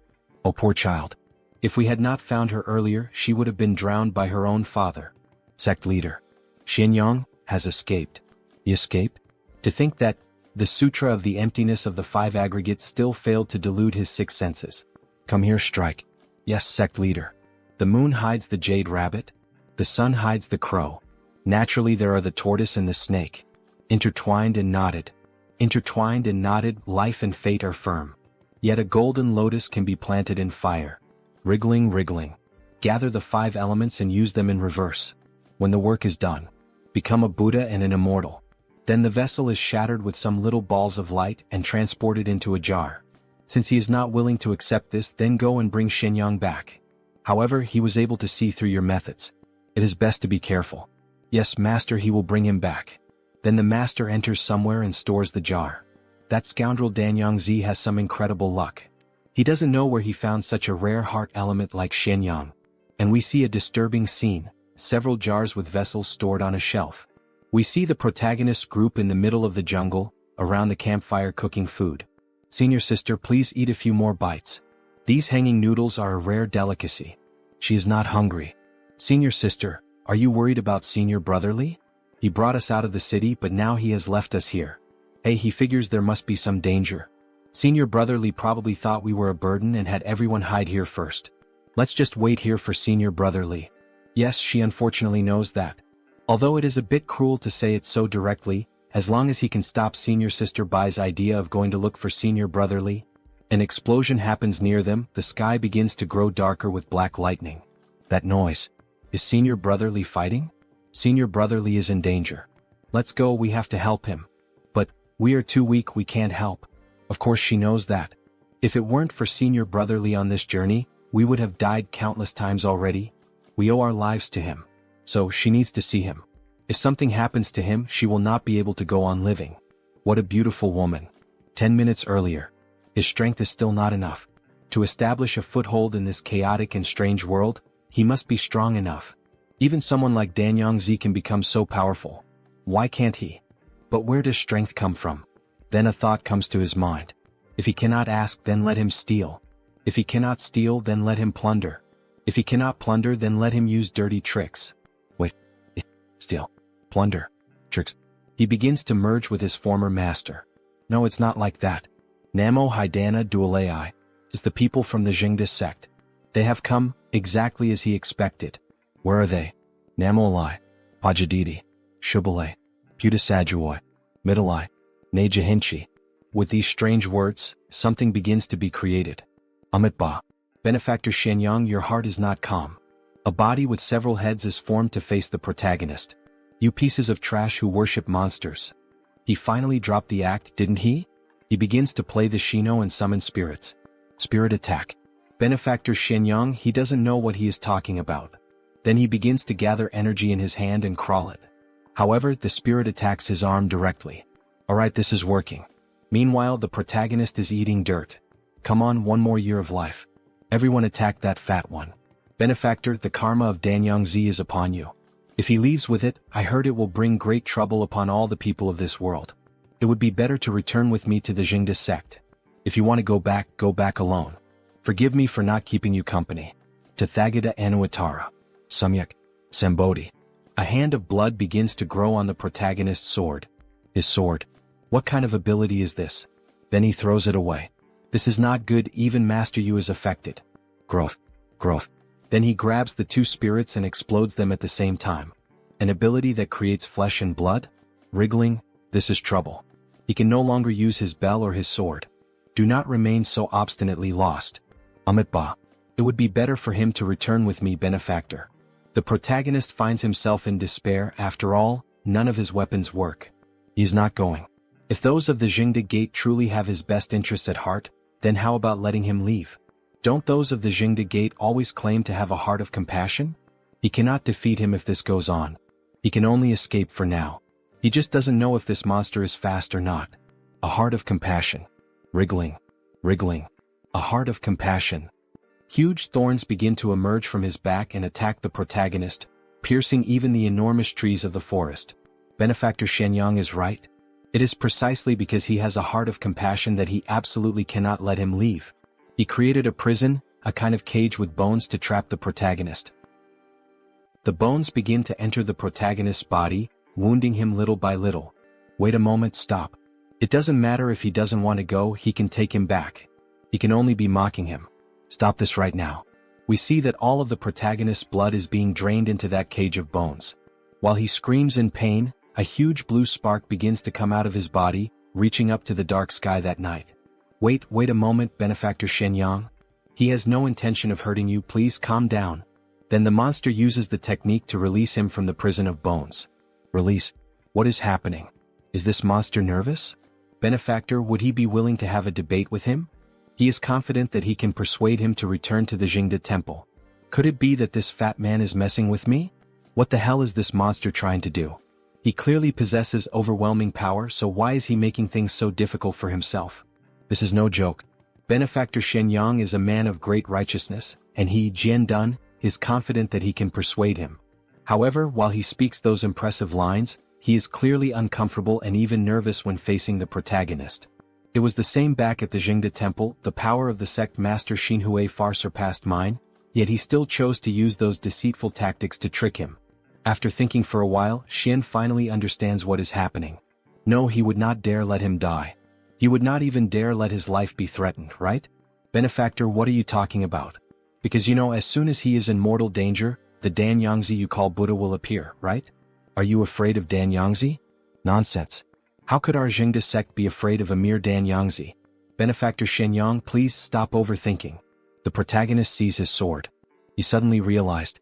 In fact, it is quite useful to have Master Dan Yangzi around. After all, he is his master. It would really be a pity to simply get rid of him like that. Benefactor Shenyang, Dan Yangzi does not concern only you, he also concerns the common people of the whole world. How about saying that directly to my master face to face? He takes the sword into a fighting stance. Face to face? Wait, Benefactor, what the hell is he planning to do? With a grim face and the appearance of a psychopath, placing the sword near his neck. He meant it. If there is something he wants to discuss, he can speak with Dan Yang face to face. Then, before the fat man could step in to stop him, he completes his mission. We only see his body lying there, a somewhat haunting and eerie sight. And suddenly, out of all this, we see the image of his former master as if it were a huge ghost. My child. So he really is alive. And the eyes close. Go-wa, are you sure the place you mentioned is near here? Yes, he is 100% sure, senior sister. Didn't she just see it too? There was a flash of light and smoke coming from this direction. I see, let's keep going. Suddenly she hears something. What sound was that? Senior sister, it's this way. As she walks with her beautiful white feet over the green ground, the plants begin to be stained with blood. Senior brother Li? She finally found him. He starts to rise little by little, and as he turns around, we see the face of a demon. Beyond that sadistic and frightening smile, we see that something is coming out of his mouth. Senior brother Li. She cries upon seeing him in that state. The next day in Nanping border city, we see the city entrance and a line. The guard being bribed by a member of the protagonist's team. Please sir, take a look at this fine amount. See, senior sister? There is no problem that silver cannot solve. But the officer said we were too many, so he charged us double. So that would be 2 taels of silver? But now our money can only last at most a month. Come on, getting out of here is the most important thing. Right, senior brother Li. Senior brother Li, how is he? He is fine, don't worry about him. Then, as she was explaining earlier, she said that night when you came you really saw him alone? Yes, senior brother Li. We saw him alone there, senior brother Li. There definitely wasn't anyone else. That's impossible, didn't they see? Did you hear the thunder at that time? She thinks she doesn't remember. This isn't right. This doesn't make any sense. Relying only on his illness, it's impossible to easily get rid of those immense Buddhas. In the end, it all comes down to Dan Yangzi. Tell me, since the time he left the Qingfeng temple until now, has his temper worsened? No. Why would senior brother Li ask that question? No, it's nothing. Why would he ask that? It is because he suspects that old bastard Dan Yangzi wants to resurrect through his body. He cannot return to the Jingde sect. But to deal with Dan Yangzi, he still needs to find other sects in this world. She is worried, after all, it is not easy to see someone in this situation. Upon realizing this, he takes her hand. Senior brother Li, it's all right. Leave everything to me now. No matter how dangerous it is, he must resolve this problem of Dan Yangzi.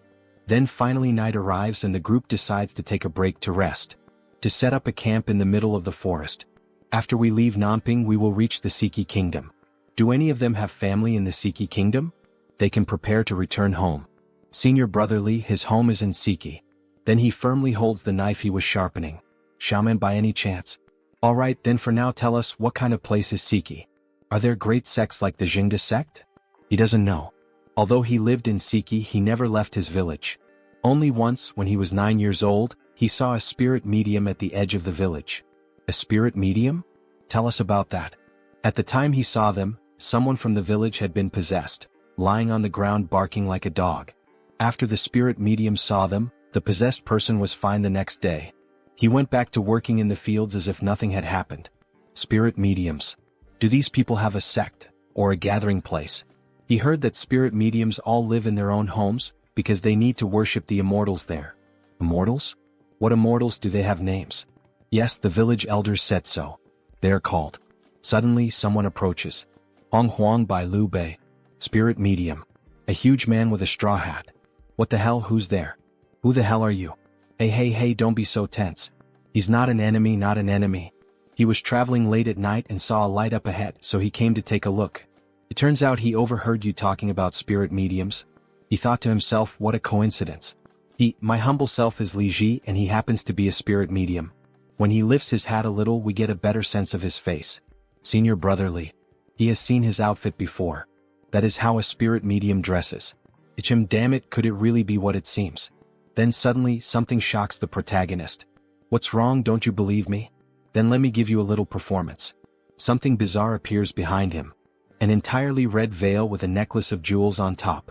Although the veil has a human shape, we don't see any body. Damn spirits. He plays some kind of strange instrument and the spirit begins to move.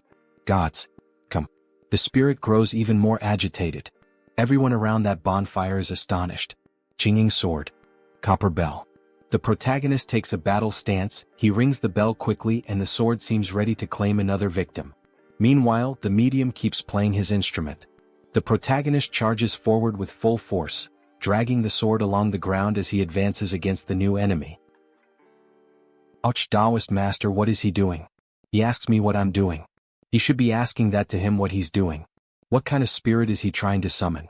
Taoist master, he's not from Siki or from around here, is he? Just thought he'd show him folks what a spirit medium ritual looks like. Friend, it's the middle of the night. Don't joke around like this, it's easy to cause misunderstandings. He must leave. Alright. Goose, stop looking, let's go. It changed back to a normal hand. Taoist master, I am Li Ji, he's a spirit medium. Until we meet again. Senior brother Li, next time pay attention to his drum. They all need to beat a drum to summon spirits. Okay. But something strange happens. The woman behind the veil looks directly at the girl. Is she looking at me? The next day, early in the morning, the wound on his mouth had healed so quickly. Haha, good morning, Taoist master. What is he doing here? That didn't the protagonist say to increase vigilance at night? Senior brother Li, there was nothing we could do, he only arrived this morning. And after he arrived, he voluntarily handed over his drum, then just squatted here trying to snatch our noodles to eat. Taoist master, he thought about it half the night before Li Ji figured it out. He scared the protagonist, didn't he? So he came specifically to apologize. Li Ji was truly sorry about last night. Even the cursed spirit bowed down. The protagonist thought for a bit about the apology. But Li Ji is already looking for more food. One bowl of noodles isn't really enough, he will go scoop some more, hee. Senior brother Li. Should we perhaps part ways with him? No need to rush, he will keep an eye on him. Senior brother Li, this spirit medium power, it's useful to him, isn't it? So sorry she couldn't figure anything out. If only she could be like him. Don't think like that. If she wants to help, he will teach her how to use the bells later. The spirit only observes from afar. Taoist master, where is he planning to go with such a large group? To Liang country. That is quite far, and him, brother Li Ji, where is he headed? Hey, his clan's elder Hizen is celebration her big birthday soon, so he's heading over early to offer his congratulations. Brother Li, what can you spirit medium disciples ask your immortals to do? Oh, that covers a lot. Expel evil, cure illnesses, change luck, attract weddings, funerals, marriages, character reading, fortune-telling, grave geomancy, all of the sorts of things. Everything? That's amazing, yes, although each immortal's abilities are different, but if he runs into something his own immortal can't handle, can you ask another family's immortal for help? He asking so many questions. Taoist master, is he thinking of becoming a spirit medium? No, he just wants to learn about them. Even if he genuinely wanted to, it wouldn't be that easy. Being a shamanic disciple isn't something just anyone can do, he needs a special opportunity. To become a shaman he first have to contract a serious illness. Preferable one that brings him close to death. If he's lucky, the immortal will send him a message in a dream and they will cure him. Finally, as a reward, he will become its shamanic disciple. But let me tell you, being a shamanic disciple is no easy job. There's a ton of messy business, and he also has to face 3 calamities and 3 tribulations, and he only gets 50 copper coins for each service. Only 50 copper coins. The shamanic disciple is basically the immortal's long-term laborer, so the gift copper coins are just the tips. It's an old custom that's been around for over 300 years. As for the immortal doesn't want these common things. Then what do the immortals take? Oh, that's not something he can talk about openly. It's considered taboo to talk about it. But generally, it won't be external possessions like money and wealth. Hi, you there, when are we having dinner later? Go away, it's not time to eat that early. It sounds like this shaman's immortal might be effective against Dan Yangzi. But what exactly that immortal will take in return, no one knows. It's best not to try it before figuring it out. Senior brother Li, shall we stop here for today? Wait a moment, why is your face so red? She's fine, senior brother, just need a little rest. Then she ends up fainting. By Ling Miao. When the sun is setting, she is resting with signs of fever. The protagonist is truly worried. After all, this beautiful body is very fragile. Brother Li, what did you find out? She asked around the village, and the information she gathered is the same as what Li Ji said. The place where it now is called Benyugu, and it's remotely located. It will take about 10 or 20 days of walking to get to the next place where we can sleep in a proper bed. Senior brother, there's one more thing. She heard Li Ji is going to perform a shamanistic ritual for a family in the village. Li Ji is going to perform a ritual? It seems like a family on the east side of the village has been afflicted by an evil spirit. Go Hua and the others are keeping an eye on him over there. She watches Bai Ling, he will go check it out. Senior, how about waiting until Li Ji is done being a show-off, and then have him take a look at senior sister Bai as well. You will take a look first and then decide. People from afar observe the ritual. Go Hua, has someone been possessed here? Senior, he is here. Just came to take a look. Brother Li, look, it's right in the middle of the courtyard. And indeed, we see a woman completely twisted as if she were possessed. Shaman Li, please save his daughter-in-law. Got it, since he has already paid the money, of course he will save her. How did he really run into something evil? He thought it was an illicit affair between a man and his daughter-in-law. Oh, look who's here. Benefactor, hurry over, why is he standing so far away? Oh, he says benefactor, how about him lend a hand? After we're done, we'll ask for a bit more money and then split it 50-50 later, how about that? No, he's not skilled in exorcism. It's better handle it himself.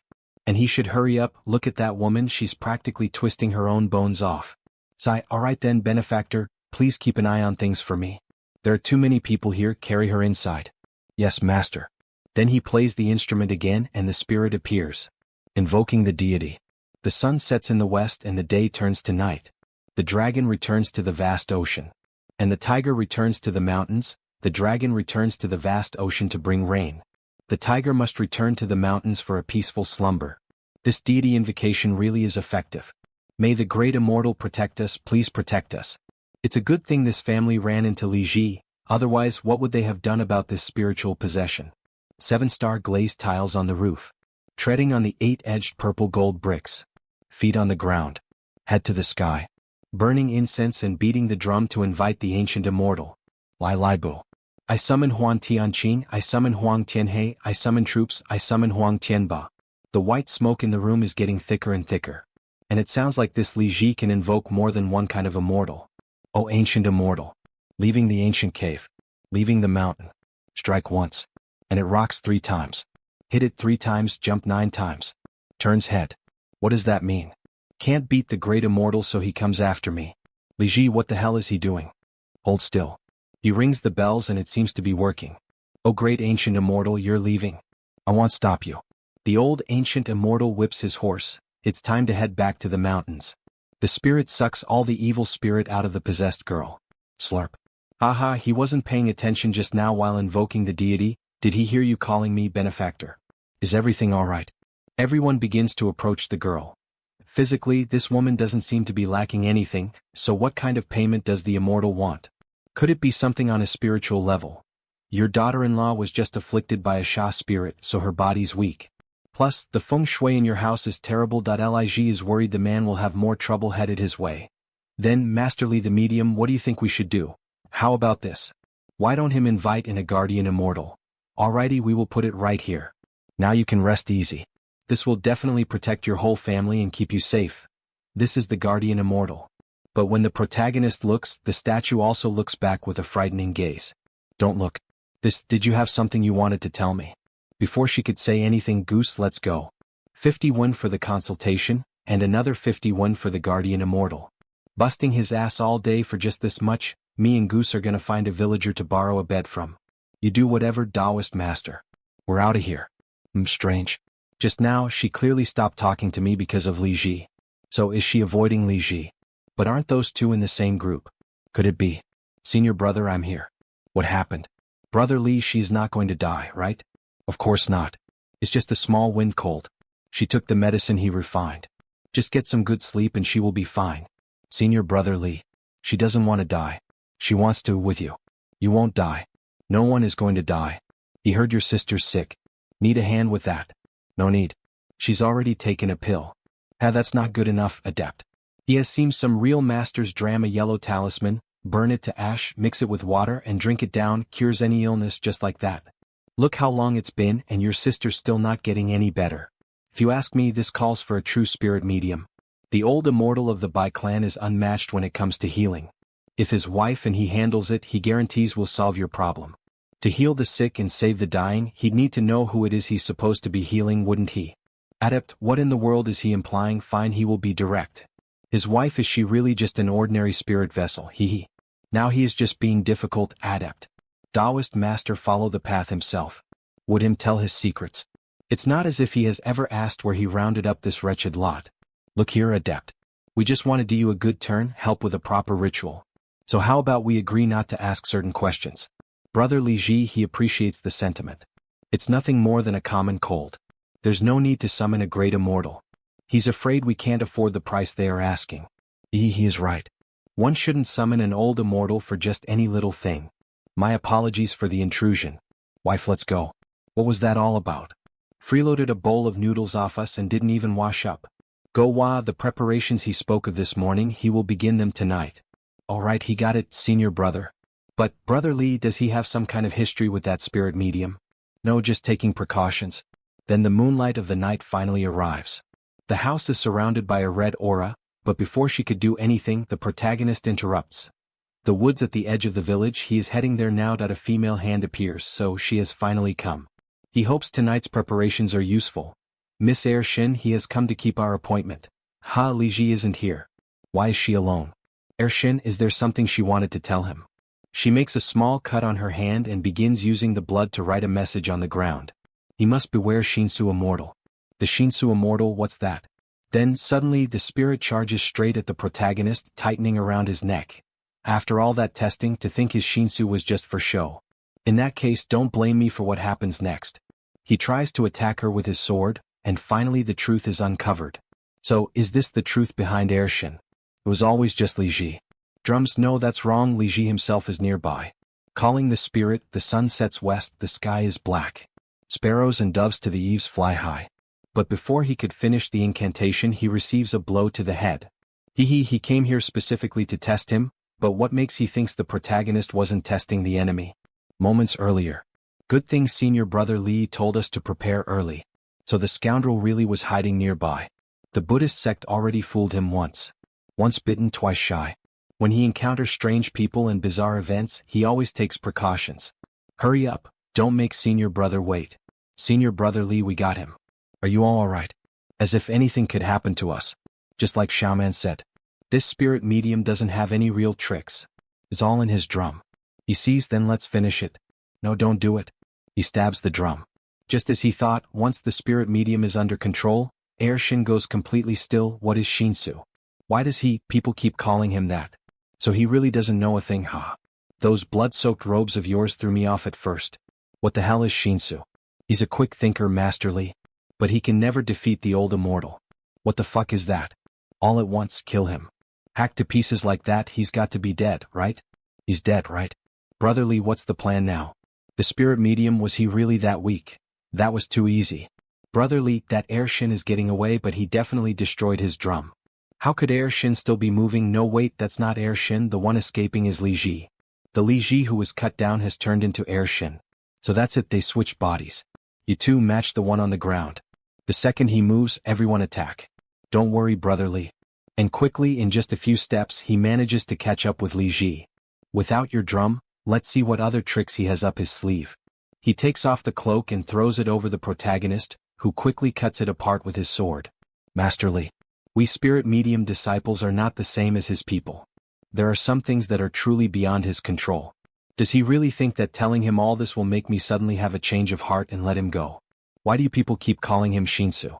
Spit it out. Still fixated on that, are we? Master Li, he doesn't really think we spirit mediums rely on just one drum, do you? And suddenly a snake-shaped head attacks him from behind, biting into his shoulder. Brother Li, this thing's too fast that he will do it and then strike the monster with a heavy blow. Damn, that hurt. That it's fine, he will continue chasing Li Ji. You two keep watching Air Shin immobilized. Yes. Sun sets in the west, darkening the sky. Every household, bolt your door up high. Li Ji is somewhere nearby. Where is he? Seal the demons, trap the ghosts, and bind the immortals with hope. Horse's flank shields the soul-snatching urn. He sees him die. Li Ji, smoke cloud arise. No, he can't let him keep beating that drum. The protagonist begins to have visions. What is going on? This is the patient gown from the other side. Li Huowang. Old man Lu. Dr. Li. He came back. Xiao Su, take old man Lu away first. Okay. Old Lu, come, let's go back to his room. No, it's the sound of the drum. It's all fake. This is all the immortals doing. He jumps straight at the old man and plunges the four-stand into him. He told him to stop, and he returns to reality. He strikes him perfectly, causing the illusion to end. If he has any tricks left, use them now. Haha, this time he truly has no moves left. Master Li, he really is sorry. He's at death's door, yet he's still pretending to be a good person with him. Is he telling him the one trying to kill me just now was someone else? He really had no choice. From the day he became a spirit medium, he could never run away again. Brother Li went this way, right? Yes, it's this way. This thing suddenly went quiet. Brother Li must have finished off that scoundrel. Humans cannot fight against the immortals. He tried to resist once too, but it was truly useless. Then tell him, what exactly is this Shinsu he spoke of? Those who are Shinsu, born from the flux of the primal beginning, possessing form and substance, yet lacking a true body, this is Shinsu. The origin of substance, preceding the vessel. Don't ask him, that's just what the immortal said. He is just an uneducated brute. He doesn't understand any of it. But it's the first time he has seen them that delighted, so he reckoned this Shinsu must be something incredibly precious. In this world, is he some kind of rarity? But aside from being mentally ill, he is clearly no different from any ordinary person. Wait, Danyangzi doesn't just pick a medicine guide at random. Other bizarre cultivation methods might also require a medicine guide like me. Master Li, could he does a small favor? Next on the 22nd, during the Qingming festival, could him burn some paper money for Li Ji? He was poor his whole life. He doesn't want to be a poor ghost even after death. And also, he mentioned before, Taoist master wanted to exorcise evil spirits. Head south. Find the black robes. Nuns, they are barely good people. Nuns, what is their sect called? Are they skilled at exorcising evil spirits? Hey Li Ji. He is dead. Bury them. Why, brother Li, they were cutthroats who killed and robbed. Li Ji was not a wicked man. If Li Ji hadn't been a spirit medium, perhaps we could have been good friends. Bury them. Once that's done, we head back. Yes, brother Li. But before they could begin, one of the eyes of the dead body comes out of the body and crawls, as if it had a life of its own. And that eye goes straight to where Bai Ling Miao is resting. Brother Li, do you want it? It's not brother Li. Who are you? Where is this place? The power of the immortals. Do you want it? Accept me and she can borrow our power. Power? What must she do? Just accept my hand. Good child. Leave everything to me. Senior sister Bai, we are back. What happened? She is burning up. Why are you fetching water? Hurry back inside and lie down. She is all better, brother Li. Feel it for yourself if he doesn't believe her. The heat's really gone. Are the pills he refined actually that potent? Is she sure all fine? Yes, she is fine. What could possibly be wrong? But she was just, no more buts, brother Li. She's cured, isn't that a good thing? Several days later, Qingming festival. Burn this batch for Li Ji first. And this batch is for Li Ji's wife. Whoever the hell dares snatch this will come back as a beast in their next life. Does shouting like that actually help? Of course it does. That's how his third uncle taught him. If he shouts like that, the wandering ghosts won't dare steal the spirit money we're burning. Is that right? But maybe when Li Ji died, that was it. He wouldn't become a ghost and nothing would remain at all. Nothing remains. Brotherly, that's way too creepy. Li Ji and his wife definitely became ghosts when they died. And they will absolutely go to the netherworld to be reborn. That's a stone-cold fact. What make he so certain? Have you seen it with his own eyes? Because everyone believes it,